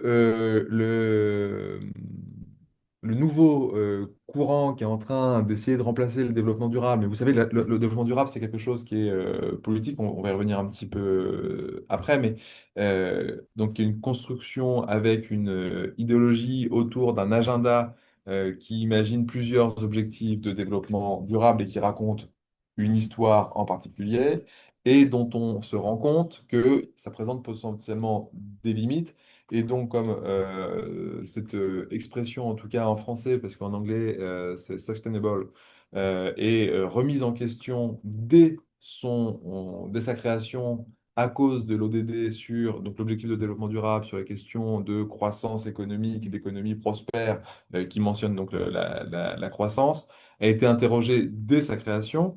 Mais en tout cas, il y a eu au niveau mondial la mise en place de ce qu'on appelle l'éducation au développement durable, qui est en train d'être remplacée progressivement, en tout cas en France, et de fait, parce qu'il y a un dispositif fort qui a été financé euh, par l'appel à la manifestation d'intérêt, compétences et métiers d'avenir de France 2030, qui a financé l'Office for Climate Education pour pousser l'approche changement climatique, et donc qui a de nouvelles implications parce qu'on est sur une approche scientifique Mm. qui peut frôler à certains moments le scientisme, donc pareil, qui se questionne. Et j'ai parlé d'éducation, on va parler aussi d'anthropocène, parce qu'il y a des courants qui sont assez minoritaires, qui commencent à parler autour de chercheurs et chercheuses qui viennent de l'éducation à l'environnement et au développement durable, historiquement, comme Lange, Jean-Marc Lange, Angela Barth ou Cécile Rotondo qui s'intéressent aussi à cette partie-là. Et puis il y a un chercheur qui s'appelle Nathanael Wallenhorst qui, lui, parle directement d'éducation en anthropocène parce que ce terme-là fait sens pour lui. Et donc on va regarder, voilà. Nathaniel comment? Wallenhorst. Ben, je sais pas si... Ouais, il est à l'université de Poitiers. Et donc lui, il est docteur en sciences de l'éducation. Il a la particularité d'être aussi donc lui, enfin, il est doyen de la faculté des sciences de l'éducation de l'université, c'est un truc privé, enfin, je ne sais plus comment ça s'appelle, l'université catholique de Poitiers, catholique de l'Ouest, UCO, ça doit être ça, l'université catholique de l'Ouest, mais je suis pas sûr du nom, je ne veux pas dire de conneries. C'est Et Angers. à Angers, Ouais. à Angers, voilà. Vous voyez, je suis nul en géographie, quoi. Et donc lui, il avance sur ces sujets-là, suffisamment intéressant pour la recherche pour qu'il ait un financement ANR pour avancer sur ces questions-là dans les prochaines années. Et puis transition écologique, parce que c'est comme ça que ça a été nommé ici, et parce que je suis dans un ministère qui s'appelle le ministère de la Transition écologique, et que c'est pas mal de se poser la question euh, de quoi on cause en fait quand on parle de transition écologique, sachant qu'on est les seuls humains au monde à parler de ça. La Ah oui. transition, oui, la transition, personne ne parle de transition écologique en dehors de nous. Et il y a des raisons institutionnelles. Et en fait, on verra que transition écologique ne se pense pas sans d'autres termes, sinon ça n'a aucun sens. Donc, l'environnement, terme ancien, présent dès les années 70 dans les programmes scolaires et les politiques publiques. Il y a une circulaire éducation à l'environnement qui est sortie et qui disait, bah voilà, c'est là que sont nées les classes de découverte, les classes vertes. Je ne sais pas si vous connaissez, ça n'existe que partiellement maintenant parce que eh ben, on est dans un monde où on a peur un peu de tout et emmener des enfants à l'extérieur, ils risquent de tomber, de se faire mal, au pire de mourir, ce qui arrive à peu près jamais. Mais globalement, on fait plus trop ce type de pratique. Et donc ça évoque un milieu extérieur à l'humain, à protéger ou à réguler. C'est un peu la limite du sujet quand on parle d'environnement. Parce que ce qui environne, c'est ce qui est autour de nous. Donc ça veut dire qu'on ne se pense pas forcément comme partie prenante du tout, quoi. Et donc ça permet une première sensibilisation, notamment auprès des jeunes publics, parce que c'est là où on a fait un certain nombre de sorties scolaires, mais qui portent des limites fortes. Et ça ne veut pas dire qu'il faut l'exclure, hein. Il y a encore beaucoup de praticiens de l'éducation à l'environnement, en écologie, en éducation populaire, il y a beaucoup d'associations d'éducation environnementale qui sont souvent trustées par des naturalistes qui ont une vision souvent complexe du vivant. Mais en tout cas, l'éducation à l'environnement, ça peut occulter les dimensions sociales et politiques des crises écologiques. Ça peut renforcer une séparation entre l'humain et le vivant non humain. Et donc, il peut y avoir une approche un peu humanisante et naturalisante à la fois du sujet. Et donc, peut réduire l'écologie aussi à une gestion technique des milieux. Parce qu'on va penser à ce qui nous environne. Mais vraiment, c'est les premières éducations sur les questions écologiques étaient l'éducation à l'environnement. Et vous voyez, depuis les années 70, c'est pas parce qu'on a emmené les gens sortir dehors que la société s'est transformée. L'éducation au développement durable. Alors, développement durable, il y a un cadre historique, né dans le rapport Brundtland, popularisé à Rio. Rio, c'est le sommet de la Terre. Le rapport Brundtland, vous l'avez sûrement aussi en tête. Le développement durable, ça vise un équilibre entre économie, environnement et social. Et ça pose une question quand même. Est-ce que vous voyez le problème entre... parce que quand on parle de développement durable, on parle du pilier économique, environnemental et social. Est-ce que vous voyez pourquoi ça peut ne pas marcher en fait de base? Ces trois piliers, c'est pas du tout la même chose en fait les uns et les autres. Le pilier environnemental, il marche pas bien avec les deux autres en fait. Parce que le pilier environnemental, on est sur des réalités physiques, à savoir concentration de gaz à effet de serre dans l'atmosphère, nombre d'individus, nombre d'espèces qui disparaissent pour la biodiversité, estimation de la quantité d'azote ou de phosphore. Enfin, on est sur des choses qui sont des réalités physiques. Quand on prend l'économie et le social, c'est autre chose, ce sont des conventions humaines. Ah, pour être autrement, hein. Là, elles sont comme ça, mais qui ont des conséquences sur l'environnement. Mais je veux dire, ce sont les conventions humaines qui ont ces conséquences sur l'environnement. Et puis, si on gratte encore un peu plus, c'est un peu plus compliqué. C'est qu'on finalement, on se rend compte que l'économie, c'est un outil au service d'un projet de société, et donc au service de ce qu'on veut faire du social. Et si collectivement, on se disait que les inégalités, c'est insupportable, probablement que l'économie n'aurait pas la même gueule. Vous voyez? Donc ces piliers, c'est un peu bancal, en fait. Pour autant, ça a permis l'intégration de l'écologie dans des politiques publiques et scolaires, et ça a permis justement de rattacher la dimension environnementale à d'autres dimensions qui étaient plus larges. Par contre, c'est limité parce que le développement durable, il y a bien cette ODD décroissance. Donc, c'est compatible avec la croissance verte sans transformation profonde. Croissance verte, on ne sait pas faire. Après, je voulais vous dire un truc en aparté, mais c'est important que vous l'ayez pour pas me prêter de mauvaises intentions. Euh, je suis assez critique sur la dimension croissance verte, mais sans être économiste ni spécialiste, et ça se trouve, j'ai que des mauvaises raisons d'être critique.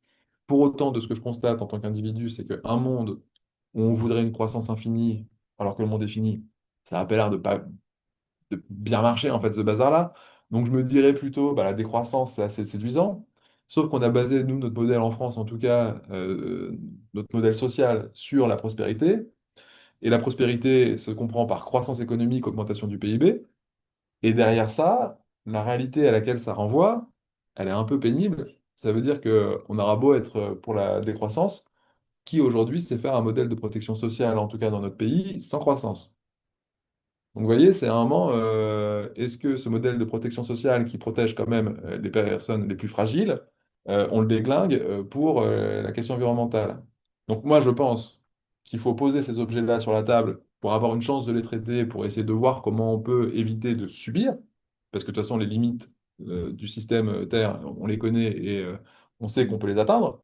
Donc, il y a un moment, c'est comment on fait pour organiser ça, quoi. Voilà. Et donc, réduit souvent à une gestion technocratique de la durabilité, et ça, c'est lié aux contributions nationales volontaires et aux cases qu'on a à cocher quand on travaille sur les objectifs de développement durable. Et donc, c'est aussi problématique, et ça évite les conflits sans remise en cause du modèle économique dominant. Ça rejoint un petit peu l'idée de la croissance verte dont je parlais. Changement climatique. Si on parlait de changement climatique, le changement climatique, c'est chouette. Hmm. La question éducative, parce que c'est concret. Ça renvoie à une urgence qui est visible. Et donc, c'est un terme qui est dominant dans les médias, dans les COP, dans les discours politiques. Ça renvoie donc à un phénomène qui est physique, mesurable, avec consensus scientifique, donc c'est pas rien, et puis c'est un mot-clé qui marche bien pour mobiliser autour des réductions d'émissions. Pour autant, je vais vous poser la question un peu différemment. Dans les émissions de CO2, on sait qu'on a besoin de réduire donc, la consommation d'énergie fossile. Mais si on arrive à faire de l'énergie décarbonée, ce qu'on réussit à faire en France, à savoir par exemple du nucléaire. Aujourd'hui, on fait de la fission, peut-être que demain on fera de la fusion et qu'on produira euh, des fortes températures qui nous permettront de produire de l'énergie quasiment de manière infinie. On arrive à résoudre la question du changement climatique.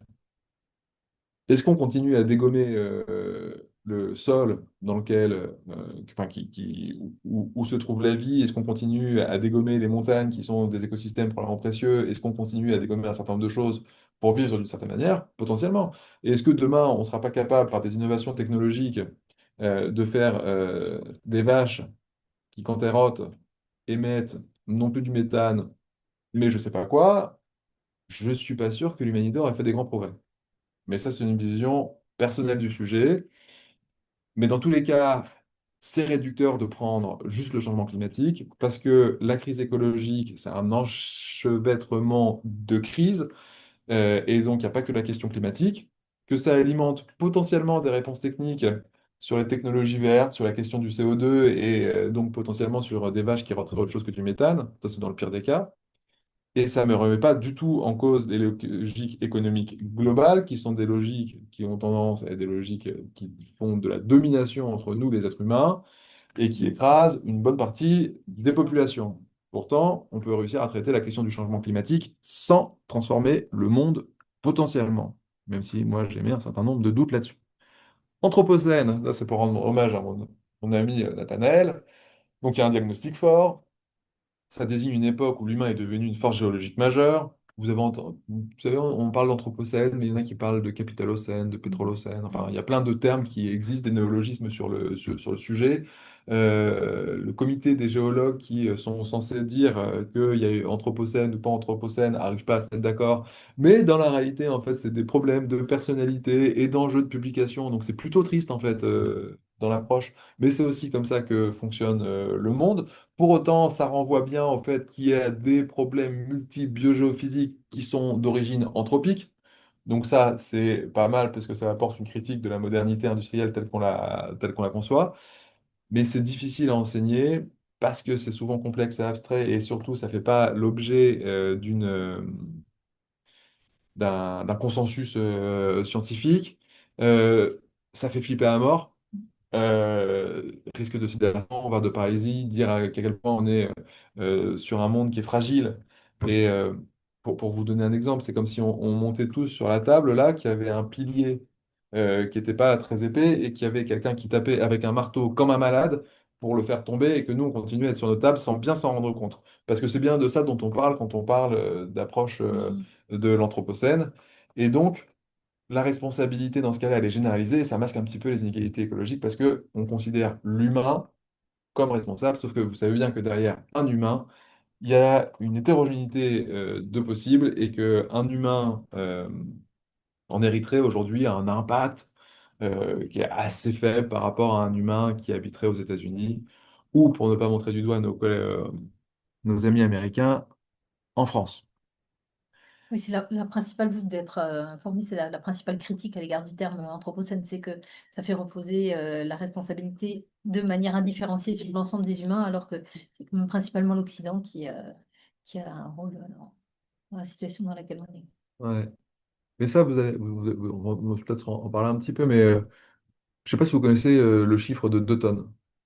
Ça vous parle ou pas, 2 tonnes? 2 tonnes équivalent CO2. Il y a des personnes à qui ça parle. 2 tonnes équivalent CO2, c'est ce que devraient émettre les humains pour arriver à la neutralité carbone, et donc qu'on arrête d'émettre des gaz à effet de serre dans l'atmosphère. Et ce 2 tonnes, on en parle beaucoup en France. Il y a une association qui s'appelle 2 tonnes, qui fait des Mm. ateliers, qui sont super, et merci à eux pour ça. Mais ça se questionne quand même, ce 2 tonnes, non? Admettons, on a un gros gâteau, mais un gâteau qui avait l'air vraiment bon, quoi, que tout le monde avait envie de manger. Et puis, il y a nous, l'Occident, on a bouffé quasiment tout le gâteau. Il reste une petite part. Et puis maintenant, on se dit, bon, bah, on va la couper en parts égales, hein. Ça sera 2 tonnes par personne. Vous voyez? Ça interroge. Et pourtant, 2 tonnes, si on arrivait déjà, nous, à l'atteindre en France, ça serait déjà formidable. Mais on aurait déjà un parti pris idéologique derrière, en allant sur ce 2 tonnes, de dire, les parts qui restent de gâteau, parts égales. C'est chaud, hein. Mais c'est comme ça qu'on fonctionne et on ne peut pas faire beaucoup autre chose. Alors, transition écologique. Moi, j'ai été invité pour parler d'éducation à la transition écologique, donc je me suis prêté au jeu et puis, encore une fois, étant au ministère du même nom, pour être très, très transparent, moi, comme le disait Pascal en début de séminaire, moi, je suis chargé de mission enseignement aux enjeux environnementaux et de durabilité. Je trouve que c'est assez englobant et que ça permet d'aller.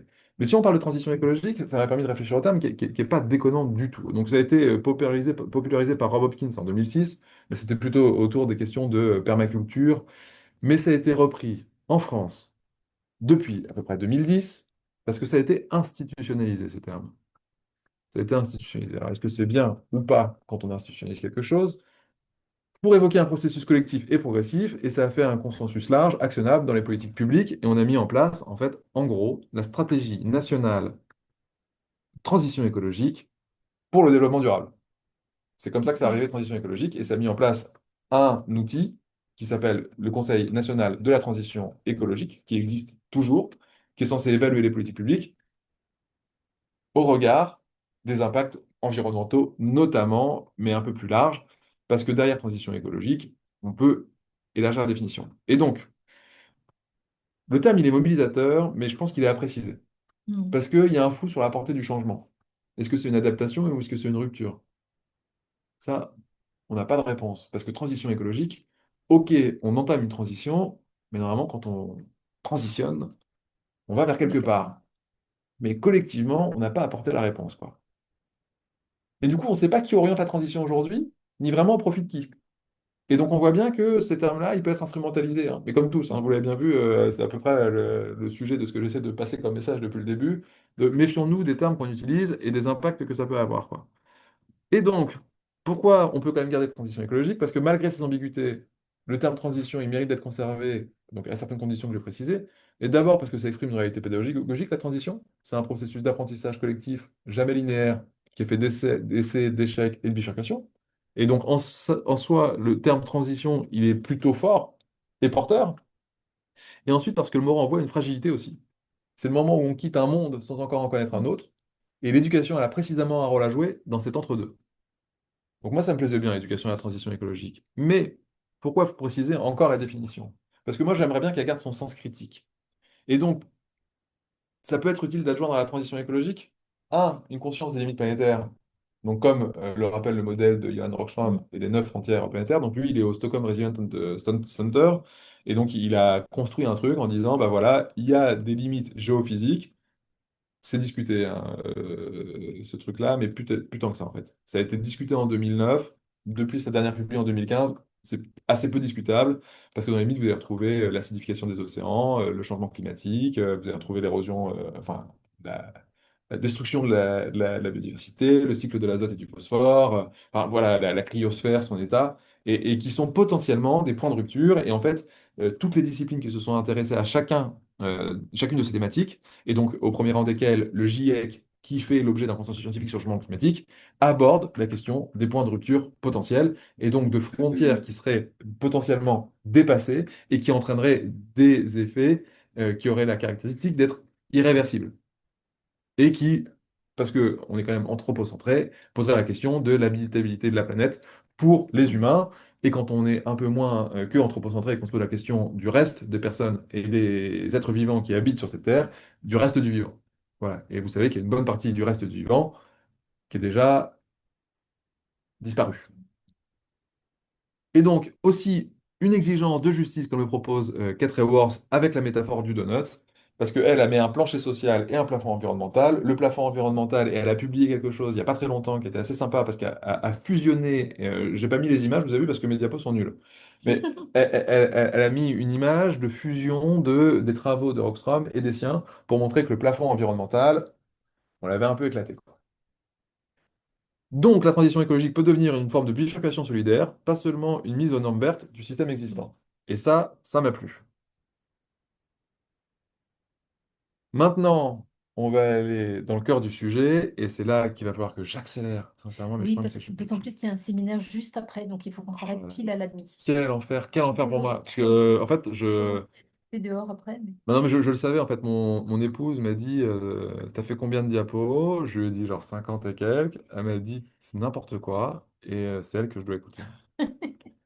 Alors, moi, je suis parti des travaux de Jaya Gashparia 2020 qui pose trois prépositions devant l'idée de sustainability. Et moi, je choisis d'en ajouter une supplémentaire parce que en tant qu'humain, j'ai envie d'exister et j'ai envie de croire que je sais penser et que c'est pas inintéressant ce que j'ai à dire. C'est très très triste. Nous, les humains, sommes des gens très très tristes. Pour autant, ça peut peut-être quand même vous intéresser, je l'espère, et si ça vous intéresse pas, n'hésitez pas à me le dire. Mais bon, en tout cas, lui, il distingue Education about Sustainability. Et donc, c'est transmettre des connaissances. Et donc là, on serait sur l'éducation à la transition écologique. Il distingue d'Education for Sustainability, qui est orientée vers un futur souhaité. Et donc, ça serait plutôt l'éducation pour la transition écologique. Et puis, il y a une troisième approche qu'il a, c'est Education as Sustainability. Et donc là, pour lui, enfin pour lui et les personnes avec qui il écrit, parce qu'il n'est pas tout seul, hein, j'aurais dû mettre et all, quoi, c'est faire de l'école un modèle de durabilité. Et donc c'est une forme d'incarnation. Et j'ai traduit par un terme très vilain, en tant que. Mm. Mais ça rend vraiment pas bien derrière. Mais je n'avais pas d'autres termes. Et peut-être que j'aurais dû mettre incarnant, mais ça marchait plus, c'était plus vraiment une préposition, et ça me... Mm. Ouais, peut-être comme ça aurait été mieux. Bon, je vous laisserai vous faire votre avis sur la question collectivement. Mais dans notre contexte, moi j'ai envie d'ajouter une quatrième entrée. Et cette entrée, c'est l'éducation en transition écologique. Et donc, c'est d'accepter qu'on éduque dans un monde qui est déjà transformé, instable et vécu comme vulnérable. Et ça, c'est pas neutre. Et avec des collègues, on est en train d'écrire un article sur le sujet, justement. Euh, et on verra pourquoi. Mais en fait, on discutait avec une collègue brésilienne qui fait partie des personnes avec qui je suis en train de rédiger cet article euh, sur ce sujet-là, qui disait qu'en fait, bah, en fait, quand il y a des inondations, que les écoles sont fermées, quand il y a des canicules, bah, en fait, ça a un impact sur l'éducation. bien sûr. Très concret. Et donc, éduquer en transition écologique me semble être nécessaire et je vous expliquerai pourquoi. Alors, éduquer à, on va dire, transmettre des savoirs. Il y a une hypothèse classique, c'est si les CLSAG, ils agiraient. Sauf que ça marche pas bien. Parce que ça se base sur un modèle qui est le modèle du déficit informationnel, ou le modèle du déficit d'information, enfin, on l'appelle comme on veut en français. Mais globalement, les recherches sur le sujet, ça nous montre que la connaissance ne suffit pas à déclencher l'action. C'est ce que vous disiez tout à l'heure. C'est ce que j'ai cru comprendre de ce que vous disiez tout à l'heure. Et puis, ça peut même produire un effet inverse. Culpabilité, inertie, écueil, anxiogène. Et ça, c'est pas rigolo du tout, quoi. Et donc, ce modèle-là, il a tendance à réduire l'activité à une simple transmission de faits. Aussi avéré soit-il, à savoir, vous savez, c'est un petit peu les approches qu'on a dans l'éducation nationale de transmission de pur savoir, quoi, hein, à certains moments, de se dire, et c'est ce qu'on a fait pour des agents publics, c'est ce qu'on a fait pour le supérieur, à savoir, on va faire un socle de connaissances et compétences. C'est qu'elle était plutôt malin de dire connaissances et compétences, qui se discutent aussi dans l'approche, parce que les compétences peuvent inclure les connaissances et intégrer d'autres choses comme des aptitudes et des attitudes. Ça, par exemple, c'est la définition de compétences au niveau européen. Mais en gros, le risque qu'il y a, c'est le risque d'une pédagogie de la saturation, où les élèves savent, mais n'agissent pas. Et puis, ça pose une autre question que j'ai un peu soulevée tout à l'heure. Et donc, gardez bien en tête ce modèle du déficit d'information, en fait, qui a été construit initialement et qui est une grosse croyance des chercheurs. En fait, c'est en gros, c'est quoi le gap? C'est quoi l'écart qui existe entre la compréhension de la société du monde par les chercheurs et par le grand public? En fait, c'est parce que le grand public n'aurait pas le même niveau de connaissance. Mais c'est oublier que l'être humain est bien plus complexe que ça, et qu'il y a certains sujets, et vous voyez le changement climatique en est un, qui peuvent être polarisés politiquement. Et donc ne pas croire au changement climatique, ça ne veut pas dire ne pas croire à un consensus scientifique. Ça questionne le rapport qu'on peut avoir comme individu aux sciences, bien évidemment. Mais je vais vous prendre un autre exemple, un exemple de platiste. Les gens qui croient que la Terre est plate. Il y a un consensus scientifique pour dire que la Terre n'est pas plate. Et donc si vous êtes platiste, bah, je suis désolé de vous le dire, mais je pense que vous en foutez. Parce que si vous êtes platiste, c'est pas ça qui vous intéresse. En fait, vous avez formulé une hypothèse. Et donc ça, c'est plutôt pas mal, parce que c'est ce qu'on fait en recherche. On formule des hypothèses. Et vous formulez l'hypothèse, la Terre est plate. Et dans un monde où vous pouvez trouver des gens qui formulent les mêmes hypothèses que vous, à savoir la Terre est plate, quand on dit la Terre est plate, ça fait pas de mal. Quand on dit les étrangers volent notre travail, ou quand on dit les femmes sont inférieures aux hommes, ça commence à faire du mal. Mais quand on dit la Terre est plate, c'est pas mal, mais dites-vous que ça peut se transposer. Et ceux qui vont croire que la Terre est plate, ben, ils vont discuter entre eux, et ils vont dire ouais, la Terre est vachement plate. Et ils sont contents, parce qu'ils sont ensemble.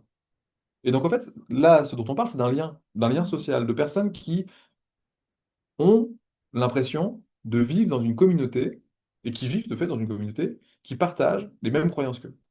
Et donc, admettons que ces gens-là aient envie d'aller au bout de leur truc. Ils se disent, bon, bah moi, ce que je vais faire, c'est que je vais aller au bout de mon hypothèse, et je vais démontrer que la Terre est plate. C'est chaud, mais ça marche pas, en fait. Parce que si on a envie de démontrer que la Terre est plate, globalement, on prend un laser, on prend un point A, on prend un point B, on les met à une distance équivalente, je pense à peu près à 10 km. Enfin, je suis pas très fort sur ce sujet-là, mais normalement, si la Terre est plate, et qu'on les a posés au bon moment, le laser, il rentre bien dans le point et ça marche. Si la Terre est un peu incurvée, ça marche pas bien. Et donc, si ils décident de faire ce test, et puis il y en a qui l'ont fait, et qui se disent, bon, bah, en fait, la Terre est pas plate. Qu'est-ce qu'ils font? Je vais voir ma famille, et je leur dis, grosse découverte, en fait, la Terre est pas plate. Bah, merci, Michel, la Terre est pas plate, mais vous savez quoi? Donc, en fait, t'avais l'impression d'être un génie, t'as l'impression de machin, mais en fait, t'es juste un gentil con qui revient à la maison, elle a mis ton thème, et tu restes, quoi. Mais c'est pas facile, parce que c'est un peu le gentil con qui rentre à la maison, quoi. Et si on dit à sa communauté de platistes, bon les gars, j'ai découvert un truc, la Terre, elle est pas plate en fait. La Terre est ronde. Bah on perd sa communauté. On perd sa communauté, On sait que la Terre n'est pas plate, mais tous les liens qu'on avait créés, tout ce qui faisait qu'on appartenait à quelque chose qui nous permettait d'exister en tant qu'individu avec d'autres, bah ça a jarté, quoi. Et là, c'est chaud. Donc, qu'est-ce qu'on a intérêt à arrêter de croire que la Terre est plate, à titre individuel? Regardez ce qu'on a à perdre, regardez ce qu'on a à gagner. Et puis maintenant, vous transposez ça au climato-scepticisme. Vous transposez ça à des gens qui se reconnaissent dans certaines idéologies politiques qui sont parfois réactionnaires, potentiellement dangereuses. C'est des choses qu'on peut observer aux États-Unis et qu'on observe aussi en Europe et qui pourraient arriver chez nous. Quel intérêt j'ai, alors que je sais, à changer? Et vous voyez, le modèle du déficit informationnel, c'est ça en fait. C'est de croire que parce qu'un individu sait quelque chose, ça va avoir un impact radical sur son comportement. Mais on est bien plus complexe que ça. Et donc demain, on dit à tout le monde que le changement climatique est d'origine anthropique. Globalement, c'est ce qui se passe depuis plusieurs années, et globalement, tout le monde sait que le changement climatique est d'origine anthropique. Qu'est-ce qu'on va faire? Ben, on va continuer à vivre comme on vit, en fait. C'est pas parce qu'on sait qu'on va se mettre à agir. Est-ce qu'on va renoncer à tout ce qu'on a aujourd'hui? Bah non, on va pas faire ça. Alors, il y en a qui vont dire, oui, bah, moi je vais renoncer à l'avion, j'ai machin. Mais à quel moment il y a un individu en France qui se dit, bah en fait, moi ce que je vais faire, c'est que je vais aller habiter en Érythrée? Personne. Donc ouais, c'est bien, on peut se raconter des histoires, se dire, ouais, moi je suis un peu mieux que les autres, et puis c'est pas complètement faux, hein. Je veux dire, on n'a pas tous la même empreinte environnementale. Mais il y a toujours un moment où on se raconte des histoires, quoi. Et ces histoires-là, en fait, on se les raconte tout seul, mais parce qu'on est dans un collectif. Et on ne peut pas se les raconter autrement que collectivement. Et donc, c'est pas parce que collectivement, on va savoir quelque chose qu'il va y avoir une transformation. Et donc, il y a ça. Mais il n'y a pas que ça, en fait. Il y a la question du pouvoir. Qui décide des savoirs légitimes? Tout enseignement repose sur une sélection. Quel savoir transmettre? Et qui en décide? L'État, l'expert, les ONG, les entreprises? Moi, je vous donne la grille de lecture de la transition écologique d'Oxfam, ou celle du ministère de la Transition écologique, ou celle de certaines entreprises. C'est pas la même, hein. Aujourd'hui, il y a des entreprises qui sont champions du monde de la RSE. Ils font bien. Et ils ont cette lecture-là, la transition écologique. Et donc, est-ce que c'est ces savoirs qu'il faut enseigner? Bah, on dirait que oui, en partie, hein. Il y a des cours de marketing responsable. Marketing responsable, je sais pas à quel moment ça marche ensemble. Mais il y a des cours de marketing responsable. Et puis, il y a des gens qui y croient bien. Et je pense que ça peut être marché et que je connais sûrement pas assez le sujet et que, du coup, si je dis n'importe quoi, n'hésitez pas à me le dire. Mais... Et du coup, je voulais citer un penseur du Sud, là, Boaventura de Sousa Santos, sociologue portugais, qui parle de l'écologie des savoirs et que ça renvoie au décloisonnement entre pratique et théorie, à l'interdépendance entre savoir expert et savoir citoyen, ancré dans le vécu, les mobilisations et les organisations sociales. Et pourquoi je voulais parler de ça? C'est parce qu'en fait, c'est une approche qui est intéressante. Parce qu'on a pu un endroit qui va décider que Clovis est le roi de France, bon guerrier, bon négociateur. On va co-construire les savoirs. Mais du coup, ça pose des questions qui sont fondamentales derrière. Et donc, l'éducation et la transition, elles ne semblent pas pouvoir se contenter d'un savoir qui est unique et universel. Mm. Ça, Il on est l'a pas. portugais ou il est brésilien? Bah, pour moi, il était portugais, mais je trouve qu'il est brésilien. Mhm. Il était dans le sud, le Portugal, dans les suds. Ouais. Et bah peut-être qu'il est brésilien. Et... Il est brésilien, ouais. Et j'ai dû mettre portugais parce que j'ai dû Parce penser qu'il parle portugais au allemand, Portugal. donc Ouais, c'est ouais. pour ça que je posais la question. Ouais. Mais encore une fois, je vous avais dit, vous alliez essuyer les plâtres. Pour Mhm. l'instant, c'est pas trop violent, mais forcément. Non, non, mais c'est pour ça que je me permets de poser la Et question, c'est vous pour avez améliorer les slides pour la prochaine fois. vous avez complètement raison. Et sachez que dès lors que je ne prétends pas tout savoir et que je me sais humain, je sais que je peux faire n'importe quoi. Non, mais j'ai dit la semaine dernière qu'on avait le droit de dire des bêtises ici, hein, vu que j'étais la Ouais. première. Et encore une fois, moi, tout ce que je dis là, n'hésitez pas à le remettre en question, hein. Et donc, ça, j'avais dit que j'en parlerais. Il y a des savoirs qui sont pluriels, et c'est important de les avoir, mais qui ne sont pas équivalents. Et donc, il faut faire gaffe de ne pas tomber dans le relativisme. Tous les savoirs ne se valent pas dans tous les contextes. Et donc, l'enjeu, c'est de croiser des regards et de ne pas tout mélanger. Et donc, les données scientifiques sur le climat, donc ce que fait le GIEC, le consensus scientifique, bah, c'est pas complètement la même chose que des connaissances agricoles paysannes. Mais ça s'oppose pas forcément. Et c'est pas forcément la même chose que des récits autochtones du vivant. Penser qu'une rivière a une âme, c'est ni bien ni mal. Et puis les conséquences derrière, bah, ça permet probablement de la protéger. Mais savoir que cette rivière-là elle va être asséchée parce qu'il y a un réchauffement climatique et tout ça, bah, ça s'oppose pas.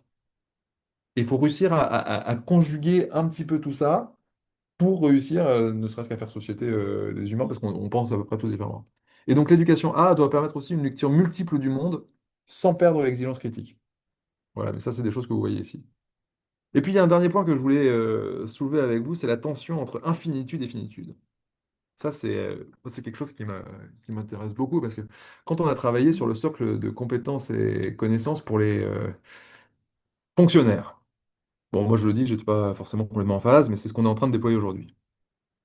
En fait, on se rend compte que les savoirs sur l'écologie sont infinis, évolutifs et complexes. Ça veut dire que si vous prenez Luc Abadi, qui a travaillé sur l'écologisation de l'enseignement supérieur, qui est écologue, qui est reconnu internationalement pour ses travaux, il va vous dire, moi ce que je connais sur l'écologie, c'est un, et l'écologie, c'est X milliards. Donc il connaît à peu près rien du tout, et l'écologie, c'est une boîte noire gigantesque. On ne sait pas grand-chose. Pour autant, on sait certaines choses. Mais est-ce que quand on doit éduquer à la transition écologique, qu'on décide de fournir des savoirs, on doit faire de vous des experts du climat, de la biodiversité, de la pollution? Pas sûr. Est-ce que vous avez besoin de comprendre ce que c'est le forçage radiatif ou l'effet albédo? Je me pose la question. Par contre, est-ce que savoir que finalement il y a un changement climatique, qu'il est d'origine anthropique et qu'il y a un consensus scientifique et que ce que c'est un consensus scientifique, ça permet d'avoir des bases qui sont intéressantes? Probablement. Aujourd'hui, on a des cahiers des charges sur ce qu'il faudrait éduquer pour le changement climatique qui sont faits par des climatologues ou des gens qui sont dans les sciences du climat et qui sont océanologues ou ce genre de choses et qui disent en gros, il faut savoir tout un tas de trucs, mais il se repose sur le modèle du déficit d'information. Mais le problème, c'est que nos capacités, temps, attention, mémoire, sont limitées. Et donc, à quel moment ça va être utile de remplir la tête avec tout un tas de trucs dont on a besoin de manière très relative et dont qu'on ne sera pas forcément appliqué derrière, c'est difficile. Donc, il y a un dilemme, comment enseigner l'essentiel sans réduire ni noyer? Et qu'est-ce que c'est que l'essentiel? Et donc, dans tous les cas, on a besoin d'un apprentissage qui soit transdisciplinaire, connecté et assez synthétique. Eduquea, donc c'est un point de départ, mais pas d'arrivée. Eduquea, c'est nécessaire pour comprendre les enjeux de la transition écologique, mais insuffisant pour les incarner, les habiter ou les transformer. Sans lien avec les finalités pour les formes éducatives en tant que ou comme et le monde vécu en, le savoir peut rester abstrait, démobilisant ou inopérant. Il faut donc articuler contenu, intention, forme et conditions de l'éducation. Éduquer pour. Moi, j'aime bien éduquer pour, mais ça renvoie à plusieurs réalités aussi. Cette posture a introduit une intention explicite. On n'enseigne pas seulement à propos d'eux, mais pour quelque chose. Et donc l'éducation devient une orientation, une visée politique et sociale, avec une question de fond. Quel monde souhaitons-nous préparer ou transformer? Cela engage une réflexion sur les finalités de l'éducation. Est-ce que c'est pour l'employabilité, pour l'adaptation, pour la transformation? Et là, on a des amorces de réponse de ce qu'on fait aujourd'hui. Ça, on sait où on en est aujourd'hui et ce qu'on fait. Donc, on va voir un petit peu ces deux horizons actuellement qu'on regarde, qu'on observe, qui sont complémentaires. Il y a un horizon qui est professionnel, qui est formé au métier de la transition sur la question des énergies renouvelables, éco-construction, alimentation durable, à savoir très concrètement si on a envie de faire la transition énergétique et diminuer la concentration de gaz à effet de serre dans l'atmosphère et suivre la planification écologique qui est portée par l'État dans un monde qui amène quand même des transformations, on va avoir besoin qu'un couvreur sache poser des panneaux photovoltaïques. Et donc, ça répond à des besoins concrets du marché du travail. Donc ça, c'est un premier point. Et puis, il y a un horizon qui est l'horizon, je veux dire, social et existentiel. Je J'utilise des grands mots, parce qu'il y a un moment, je vais envie d'utiliser des grands mots, qui consiste à développer des compétences pour vivre dans un monde incertain. Et ça, c'est un peu les compétences transverses, les compétences qui sont majoritairement psychosociales, où on va retrouver la coopération, la pensée complexe, la résilience, la gestion des émotions, l'imagination. Et j'ai fait une liste, mais en fait, c'est non exhaustif. Pareil, le risque, c'est l'instrumentalisation des finalités. Vous voyez, je parle d'instrumentalisation tout le temps, en fait, parce que l'éducation, c'est quelque chose qui me plaît et qui me fait peur à la fois. Parce qu'on peut faire tout et n'importe quoi avec l'éducation, et surtout quand on a un système qui la massifie comme l'éducation nationale, on peut orienter. Aujourd'hui, on l'a dit, la sociologie de l'éducation nous montre que les enfants et les parents veulent des bonnes notes pour avoir des bonnes écoles, pour avoir des bons emplois et gagner de l'argent. L'éducation est déjà instrumentalisée. On y est dedans. Est-ce que c'est bien, est-ce que c'est mal? Je ne me permettrai pas de jugement de valeur. J'ai des idées sur la question, j'ai ma vision du monde, mais pareil, construisez bien évidemment vous la vôtre et inspirez-vous ou non de ce que moi je peux penser. Mais la réduction de l'éducation est une simple réponse aux besoins du marché, comme former les citoyens vers compétents, c'est différent de construire des sujets émancipés. Mm. Et donc, ce qu'on observe aujourd'hui, c'est un risque de standardisation des parcours, et c'est ce qu'on est en train de faire avec former à la transition écologique en disant des socles communs qui sont comme ça. C'est ce qu'on fait avec les programmes, avec des programmes qui sont nationaux et qui ne sont pas territoriaux, par exemple. Ça, c'est des choses qui... il peut y avoir l'instrumentalisation des compétences. Donc, typiquement, comment, euh, dans les consortiums qu'on peut avoir, qui ont été financés dans l'appel à manifestation d'intérêt, compétences et métiers d'avenir, euh, on retrouve des grosses boîtes, que je nommerai pas, mais qui ont des intérêts économiques certains à ce qu'il y ait certaines compétences qui soient développées plutôt que d'autres. Et la perte de la dimension politique de l'éducation, parce que oui, c'est politique, mais là, ça serait vraiment au service de l'économie. Donc ça doit rester un espace de débat démocratique et pas une injonction technocratique. C'est pas forcément ce qu'on est en train de faire. C'est pas forcément ce qu'on est en train de faire, et ça pose aussi des questions. Pour autant, il y a des compétences qui existent pour transformer. Et donc, comme je disais, c'est pas former des techniciens verts, mais si on veut former des sujets qui sont capables de résister, et donc ça peut renvoyer à ce dont vous avez parlé la semaine dernière, d'imaginer, de coopérer et d'agir, de développer des pouvoirs d'agir qui sont ancrés, qui sont critiques et qui sont collectifs, ben, il y a des référentiels qui existent quand même. Et ça, on aime bien, le ministère de la Transition écologique, parce que ça nous permet de discuter à haut niveau avec le ministère de l'Éducation nationale et le ministère de l'Enseignement supérieur sur ce que disent les experts, ce que dit la littérature académique et comment cette littérature académique converge à travers le monde. Et donc, on a la Commission européenne, l'UNESCO, l'OCDE, le CGE qui ont créé des référentiels internationaux qui vont bien. Et puis, je vais vous faire un focus sur le Green Comp. Parce que moi, j'aime bien, parce que le Green Comp, son objectif, c'est de développer des compétences qui favorisent des manières de penser, de planifier et d'agir avec empathie, responsabilité et égard pour notre planète et pour la santé publique. Et là, vous voyez bien que déjà, derrière ce que le Green Comp définit comme une compétence, il y a plusieurs réalités. On n'est pas que sur des connaissances, on est bien sur des connaissances, mais aussi des aptitudes et des attitudes, et que la façon dont il est défini est intéressante. Ça veut dire que le premier bloc de compétences, c'est incarner les valeurs de la durabilité. Ça, c'est intéressant, hein, faire monter des valeurs comme des compétences. Et ça marche en plus. Et donc, il va décliner en accorder de la valeur à la durabilité, encourager l'équité, promouvoir la nature. Et donc là, c'est vraiment postural, hein. C'est comment on va se positionner en tant qu'individu au sein du reste du vivant, quoi. Et comment on a envie de le construire. Et sans minimiser la dimension humaniste. Ça veut dire qu'il y a des courants de pensée qui sont tout à fait intéressants, selon moi, mais dont j'arrive pas encore à m'attacher complètement et probablement j'y arriverai jamais, mais parce que je suis né là où je suis né et que je pense comme je pense, quoi. Euh, vous savez, l'humanisme a quand même créé ce dualisme nature-culture, quoi, en plaçant l'être humain au premier rang de tout ce que la création permettait de le faire. Et puis c'est bien parce que les religions l'ont conforté en disant que Dieu avait créé l'homme à son image. Et donc, c'est difficile de se penser, surtout quand on est humain, surtout quand on est comme moi, qu'on a grandi en France et tout ça, comme, non pas extérieur, mais comme étant intérieur à un écosystème, faisant partie d'un tout dans lequel il n'y aurait aucune hiérarchie et auquel l'humain aurait la même valeur que les autres êtres vivants. Je ne sais pas bien faire. Pour autant, ça amène un peu vers ça, ce truc-là, sans minimiser la spécificité de l'être humain. Et puis, il y a des choses qui vont nous intéresser. Encore un peu plus parce qu'ils vont permettre justement d'interroger des choses que je peux moi-même interroger et que je soulevais en termes d'interrogation tout de suite, comme s'ouvrir à la complexité. Et donc derrière, il y a la pensée systémique, la pensée critique, le cadrage des problèmes. Pensée critique, c'est pas la même chose qu'esprit critique. Vous l'avez tous en tête? L'esprit critique, c'est la capacité à se poser une question quand on entend quelque chose. Pensée critique, c'est être capable derrière d'argumenter, quoi. C'est assez différent. Ça a été théorisé par un mec qui s'appelle Boisvert, un Français. C'est assez intéressant ce qu'il a écrit. Et donc voilà. Pensée systémique, c'est compliqué la pensée systémique. Parce que si on prend le climat, on peut avoir une pensée systémique sur le système Terre, sur le climat en lui-même. Mais si on veut le rajouter aux autres enjeux environnementaux, à la biodiversité, tout ça, ben, on est sur une pensée systémique qui l'est un peu plus, mais l'opération mentale qu'on doit faire, c'est pas la même pour autant. Mais le Green Comp va pousser à ce genre de choses.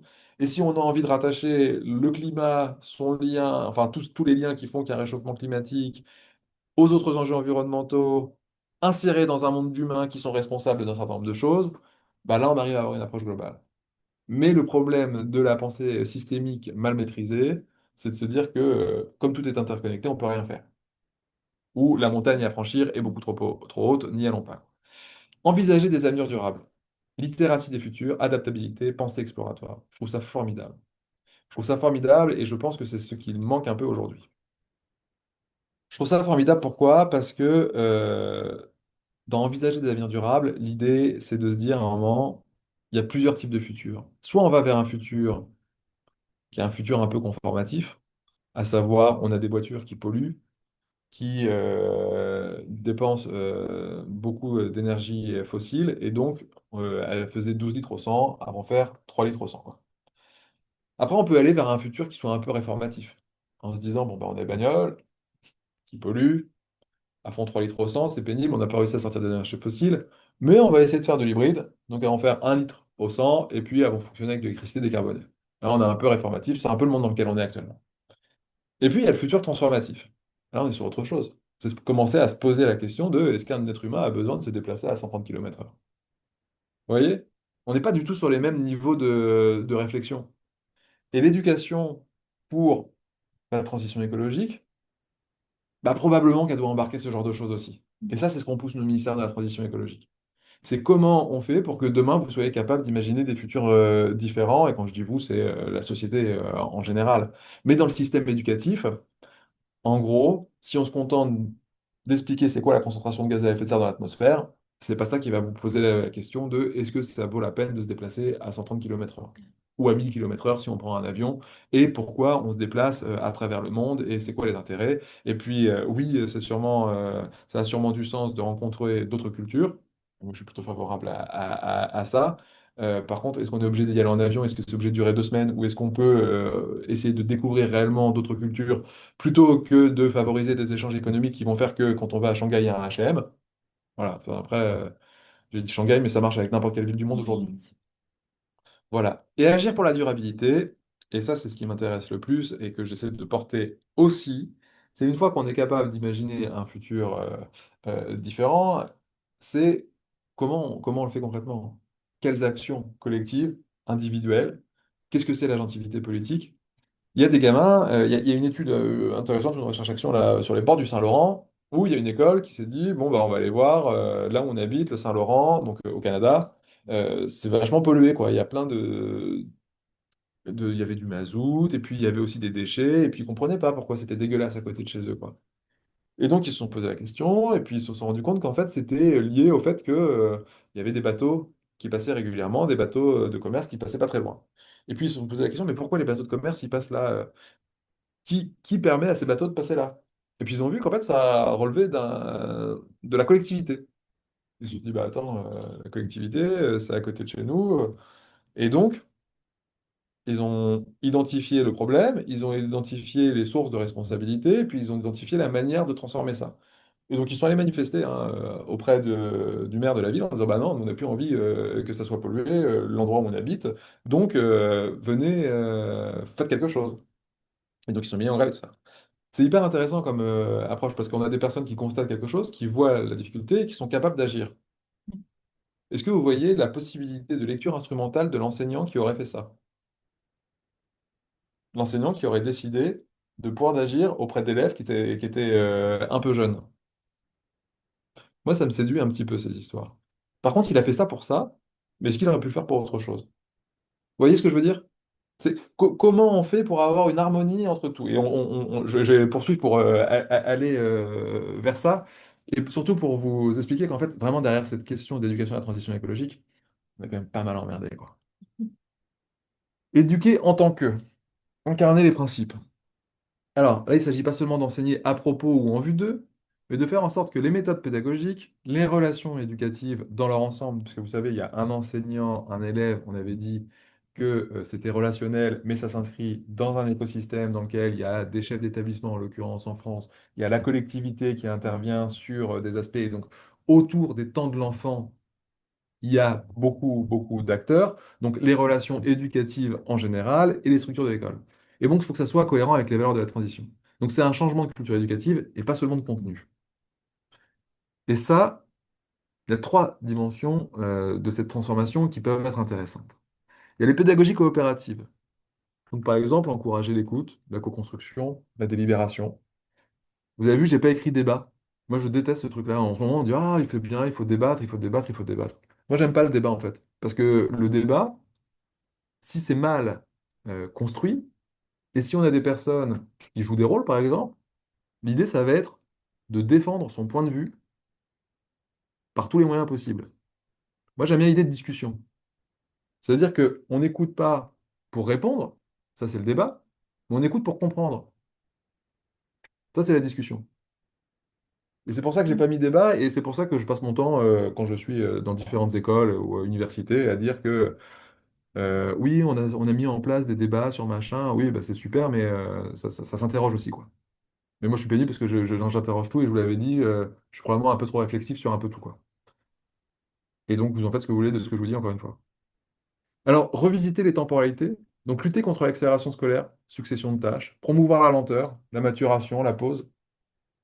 Ça, c'est des dimensions qui sont intéressantes si on veut incarner les transformations. Vous savez, derrière la transition écologique, on en a parlé, si on sort de la logique consumériste, si on sort de la logique du monde qui nous entraîne inévitablement à des catastrophes, donc celui dans lequel on est actuellement, quoi, on sait que, il y a une accélération du temps qui se fait, et puis euh, les outils comme l'intelligence artificielle en sont la parfaite illustration, parce que c'est pourquoi? C'est pour gagner en efficacité, en efficience, et donc produire plus dans un temps plus court. Donc là, on est embêté. Et puis la question de la gouvernance partagée, donc inclure les élèves et les équipes dans les décisions, développer la démocratie scolaire. Euh, Pourquoi je parle de ça? Parce que si on vous fait de l'éducation à la citoyenneté, mais qu'on vous impose un programme, si on vous fait élire des délégués et que les délégués n'ont aucun pouvoir, si tout ce qui vous intéresse au quotidien, vous n'avez aucune prise dessus, euh, c'est un peu exagéré de vous demander d'aller voter derrière.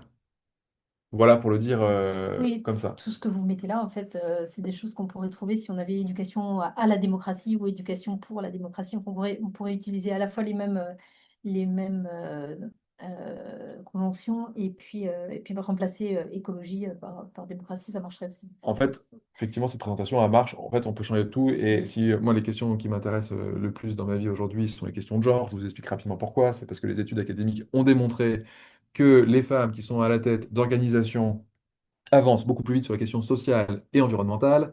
Et donc, la meilleure chose à faire potentiellement, c'est nous, messieurs, nous effacer, reconnaître nos privilèges et disparaître pendant un petit temps. Et que l'alternance se fasse plutôt femme, femme, femme, femme, femme pendant quelques temps, le temps que nous, on puisse se transformer, si on a envie que la transition écologique avance le plus. Et donc, moi, je ne suis pas persuadé que les formations principales à ce stade soient des formations sur les questions environnementales à proprement dit, à savoir changement climatique, biodiversité, ressources ou ce genre de choses, mais bien des questions de positionnement individuel et collectif au sein de la société, et interroger nos modèles de société et comment ils se construisent, et ne pas oublier qu'on est dans une société qui est patriarcale, quand bien même il y a des avancées et il faut se réjouir sûrement d'un certain nombre de choses, mais que le chemin à parcourir est encore long, et que pourtant, on l'a vu en Nouvelle-Zélande, on l'a vu dans certains pays du Nord, on le voit dans les entreprises, on le voit dans les universités, on le voit dans les directions d'administration centrale, on le voit partout quand c'est une femme qui dirige, on avance beaucoup plus vite sur ces questions. Et donc la meilleure chose à faire, encore une fois, c'est pour les femmes d'essayer d'avoir envie d'y aller, ce qui n'est pas gagné parce que la société ne pousse pas vraiment à ça et que les rôles modèles manquent, et pour les hommes, réussir à s'effacer un petit peu, mais on n'est pas poussé à ça non plus parce que l'espace public nous appartient. Bref. Et ça, c'est des choses qu'on ne dit pas suffisamment dans ces trucs-là. Et donc là, l'école devient un laboratoire de valeurs écologiques, pas seulement leurs messagers. Et quand je dis de valeurs écologiques, c'est valeurs écologiques, vous l'avez compris, au sens large. Donc changer les formes, pas seulement fait les finalités, en tant que désigne une forme de cohérence systémique qui exige aussi de repenser les pratiques éducatives elles-mêmes, c'est ce que je disais sur la pédagogie avant, comment on enseigne, avec qui, dans quel espace-temps, et j'aurais peut-être dû mettre cette diapo avant, et pour quelles relations humaines. Ce n'est pas un simple ajustement donc pédagogique, c'est un déplacement épistémologique et éthique, et l'évaluation, l'organisation du temps, les rapports d'autorité doivent être interrogés à l'aune de la coopération, de la sobriété, du soin, de la réflexivité, et je pense que dans ma prochaine présentation, je mettrai cette diapo-là juste avant. Et donc, j'ai voulu mettre quand même des exemples. On a perdu la télé. On a perdu mon fils. C'est par l'expérience éducative elle-même que les élèves peuvent vivre les principes de transition, donc les classes coopératives, des semaines thématiques où il y a des décloisonnements de disciplines, des ateliers en nature, des évaluations partagées. L'évaluation partagée, ça me plaît bien et je vais accélérer. Mais en fait, tout ça, c'est des choses que j'ai observées sur le terrain, de choses qui se font, qui marchent, qui ont été mises en œuvre. Et l'évaluation partagée, ça me plaît bien. Sortir du contrôle et favoriser l'autorégulation. Il y a des personnes, notamment dans des sections sociales, qui auraient arrêté les études à Bac+2 et qui se sont retrouvées dans un environnement très favorable, où justement l'évaluation devenait un moment agréable, parce que c'était pas un moment où on allait être noté et on allait être machin, mais on allait être évalué sur les compétences et on allait pouvoir défendre la manière dont on avait développé sa propre compétence, comment on l'avait fait et tout ça. Et donc le principal, c'était pas le résultat et donc le produit de sortie, mais bien le comment ça avait été construit et quelle démarche on avait fait. Et par exemple, si on travaillait en groupe, quelles difficultés on a rencontrées dans le travail de groupe, comment on l'a analysé, comment on a essayé de la surpasser, est-ce qu'on a réussi à la surpasser ou pas. Et c'est pas parce qu'on n'arrive pas à la surpasser qu'on s'est planté pour autant, c'est qu'on a rencontré des difficultés pour lesquelles on n'avait pas de réponse et c'est pas très grave. Et donc l'autorégulation, l'auto-évaluation, sortir de ces dispositifs-là, c'est formidable et ça marche bien. Et donc le comment devient aussi important que le quoi. Changement de posture éducative, je le passe. Les limites et conditions de faisabilité, donc ça demande du temps, de la formation, du soutien institutionnel qu'on n'a pas forcément. Ça peut entrer en tension avec les logiques de performance qu'on connaît actuellement, les cadres normatifs de l'institution scolaire. Et il ne suffit pas de changer sa pédagogie, mais il faut également que l'écosystème éducatif autorise et soutienne ces transformations. Et pourquoi je dis ça? Parce que je passe mon temps à rencontrer des enseignantes et des enseignants qui essaient de faire des choses, qui sont remis dans le droit chemin par les inspecteurs de l'éducation nationale, ou dans certains cas, ou qui, dans tous les cas, ont du mal à se sentir complètement bien en permanence, compte tenu des questions que ça pose dans l'écosystème dans lequel ils s'inscrivent. Et c'est pas quelque chose de neutre du tout, à savoir, et donc là je place pour le moment pour le dire, l'école ne peut pas tout, c'est un objet qui s'inscrit dans une société, et quand bien même on arriverait aux meilleures pratiques pédagogiques, éducatives, dans le monde dans lequel on est, ça ne permettrait pas forcément de faire advenir toutes les transformations qu'on veut, mais ça permettrait au moins probablement aux gamins, aux jeunes, de se sentir mieux que ce qu'ils se sentent aujourd'hui. Et c'est déjà pas rien.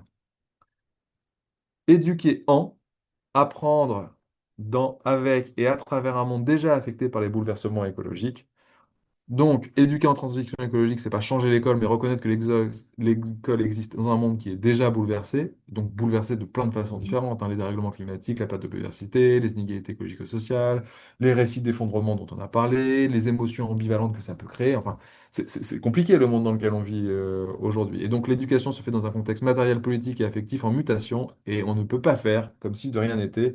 Et c'est pour ça que moi, je veux intégrer cette réflexion sur le en et surtout parce que ça revient de plus en plus dans les discussions que j'ai avec les collègues sur les recherches qu'on peut faire. Donc le monde n'est plus neutre, et ça façonne l'éducation, et donc la neutralité du monde, entre guillemets, tel que je l'ai mis, et je l'ai mis entre parenthèses, c'est de dire qu'avant, on était sur une approche un peu linéaire. Ça veut dire que quand bien même on dépensait, enfin, on avait une linéarité sur l'augmentation de la consommation d'énergie, on ne voyait pas les impacts sur la destruction du vivant, la destruction du monde que l'on habite, et on ne pouvait plus se poser. Enfin, le monde n'était pas un monde qui était potentiellement inhabitable ou en dehors de périodes glaciaires et ce genre de choses, on avait. C'est plus le cas. Donc, c'est reconnaître que le réel a changé et que l'école doit y répondre concrètement. Et donc, les élèves apprennent dans des bâtiments qui sont exposés aux canicules. Ils grandissent avec des mots nouveaux comme l'éco-anxiété, la solalstalgie, la résilience, et j'aurais pu en mettre toute une liste. Et ils vivent déjà des crises, que ce soit migration, catastrophe locale, pénurie. Et donc, nous, on connaît des inondations, on a connu le bac reporté pour canicule. Il y a des personnes qui ne peuvent plus habiter là où elles habitent parce qu'il y a eu des événements traumatiques environnementaux majeurs, mais des fois qui ne sont pas liés d'origine anthropique, mais quand il y a un tremblement de terre qui se passe, pareil, ça existe tout. Et donc, le monde extérieur devient une condition intérieure de l'éducation.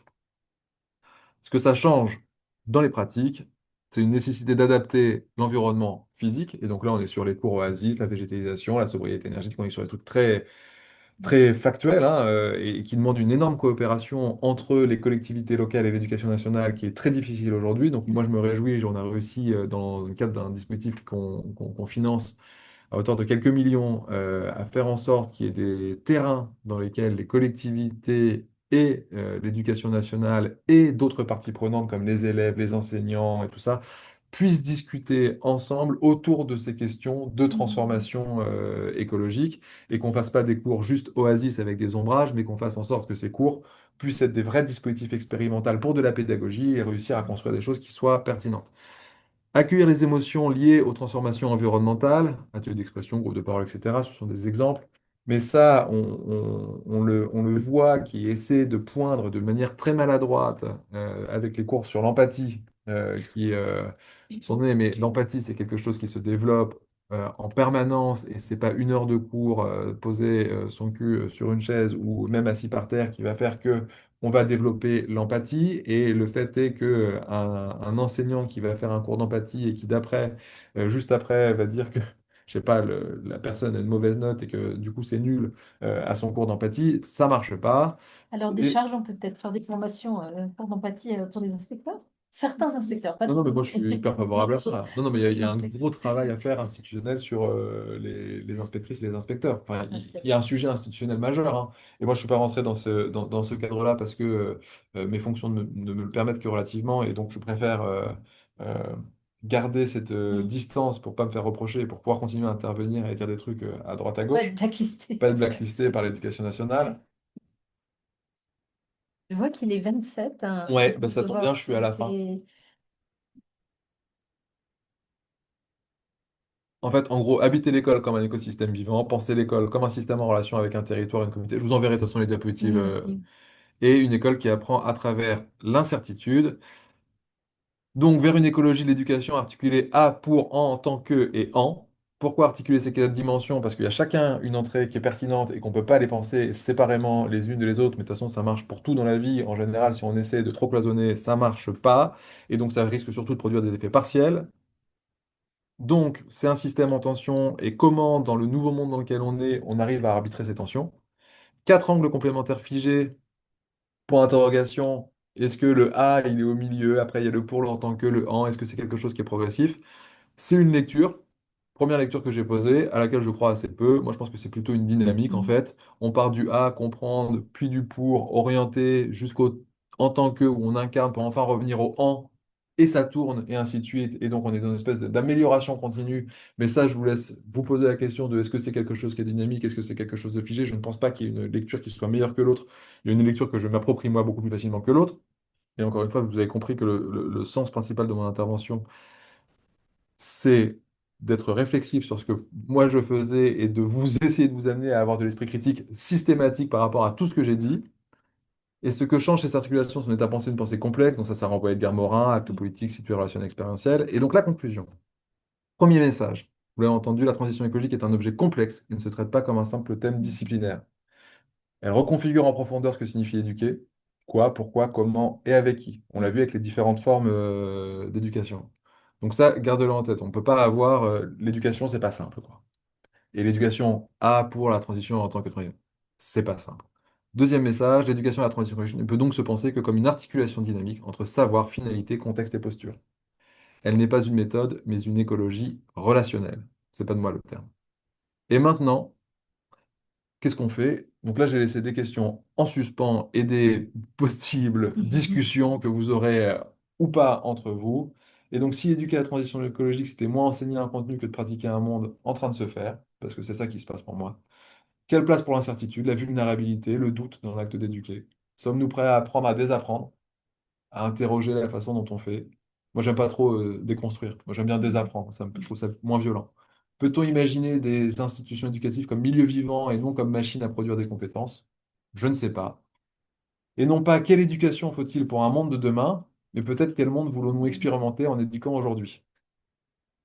Voilà, ce sont des Merci. réflexions sur lesquelles je vous laisse. Cette parole aussi dans ce cadre. Et merci, bon, bravo. C'était passionnant, ça, beaucoup de réflexion. On va tout de suite s'arrêter parce que sinon je vais avoir des ennuis avec mon collègue. Et je vous dis à la semaine prochaine. Merci beaucoup. Merci. Merci.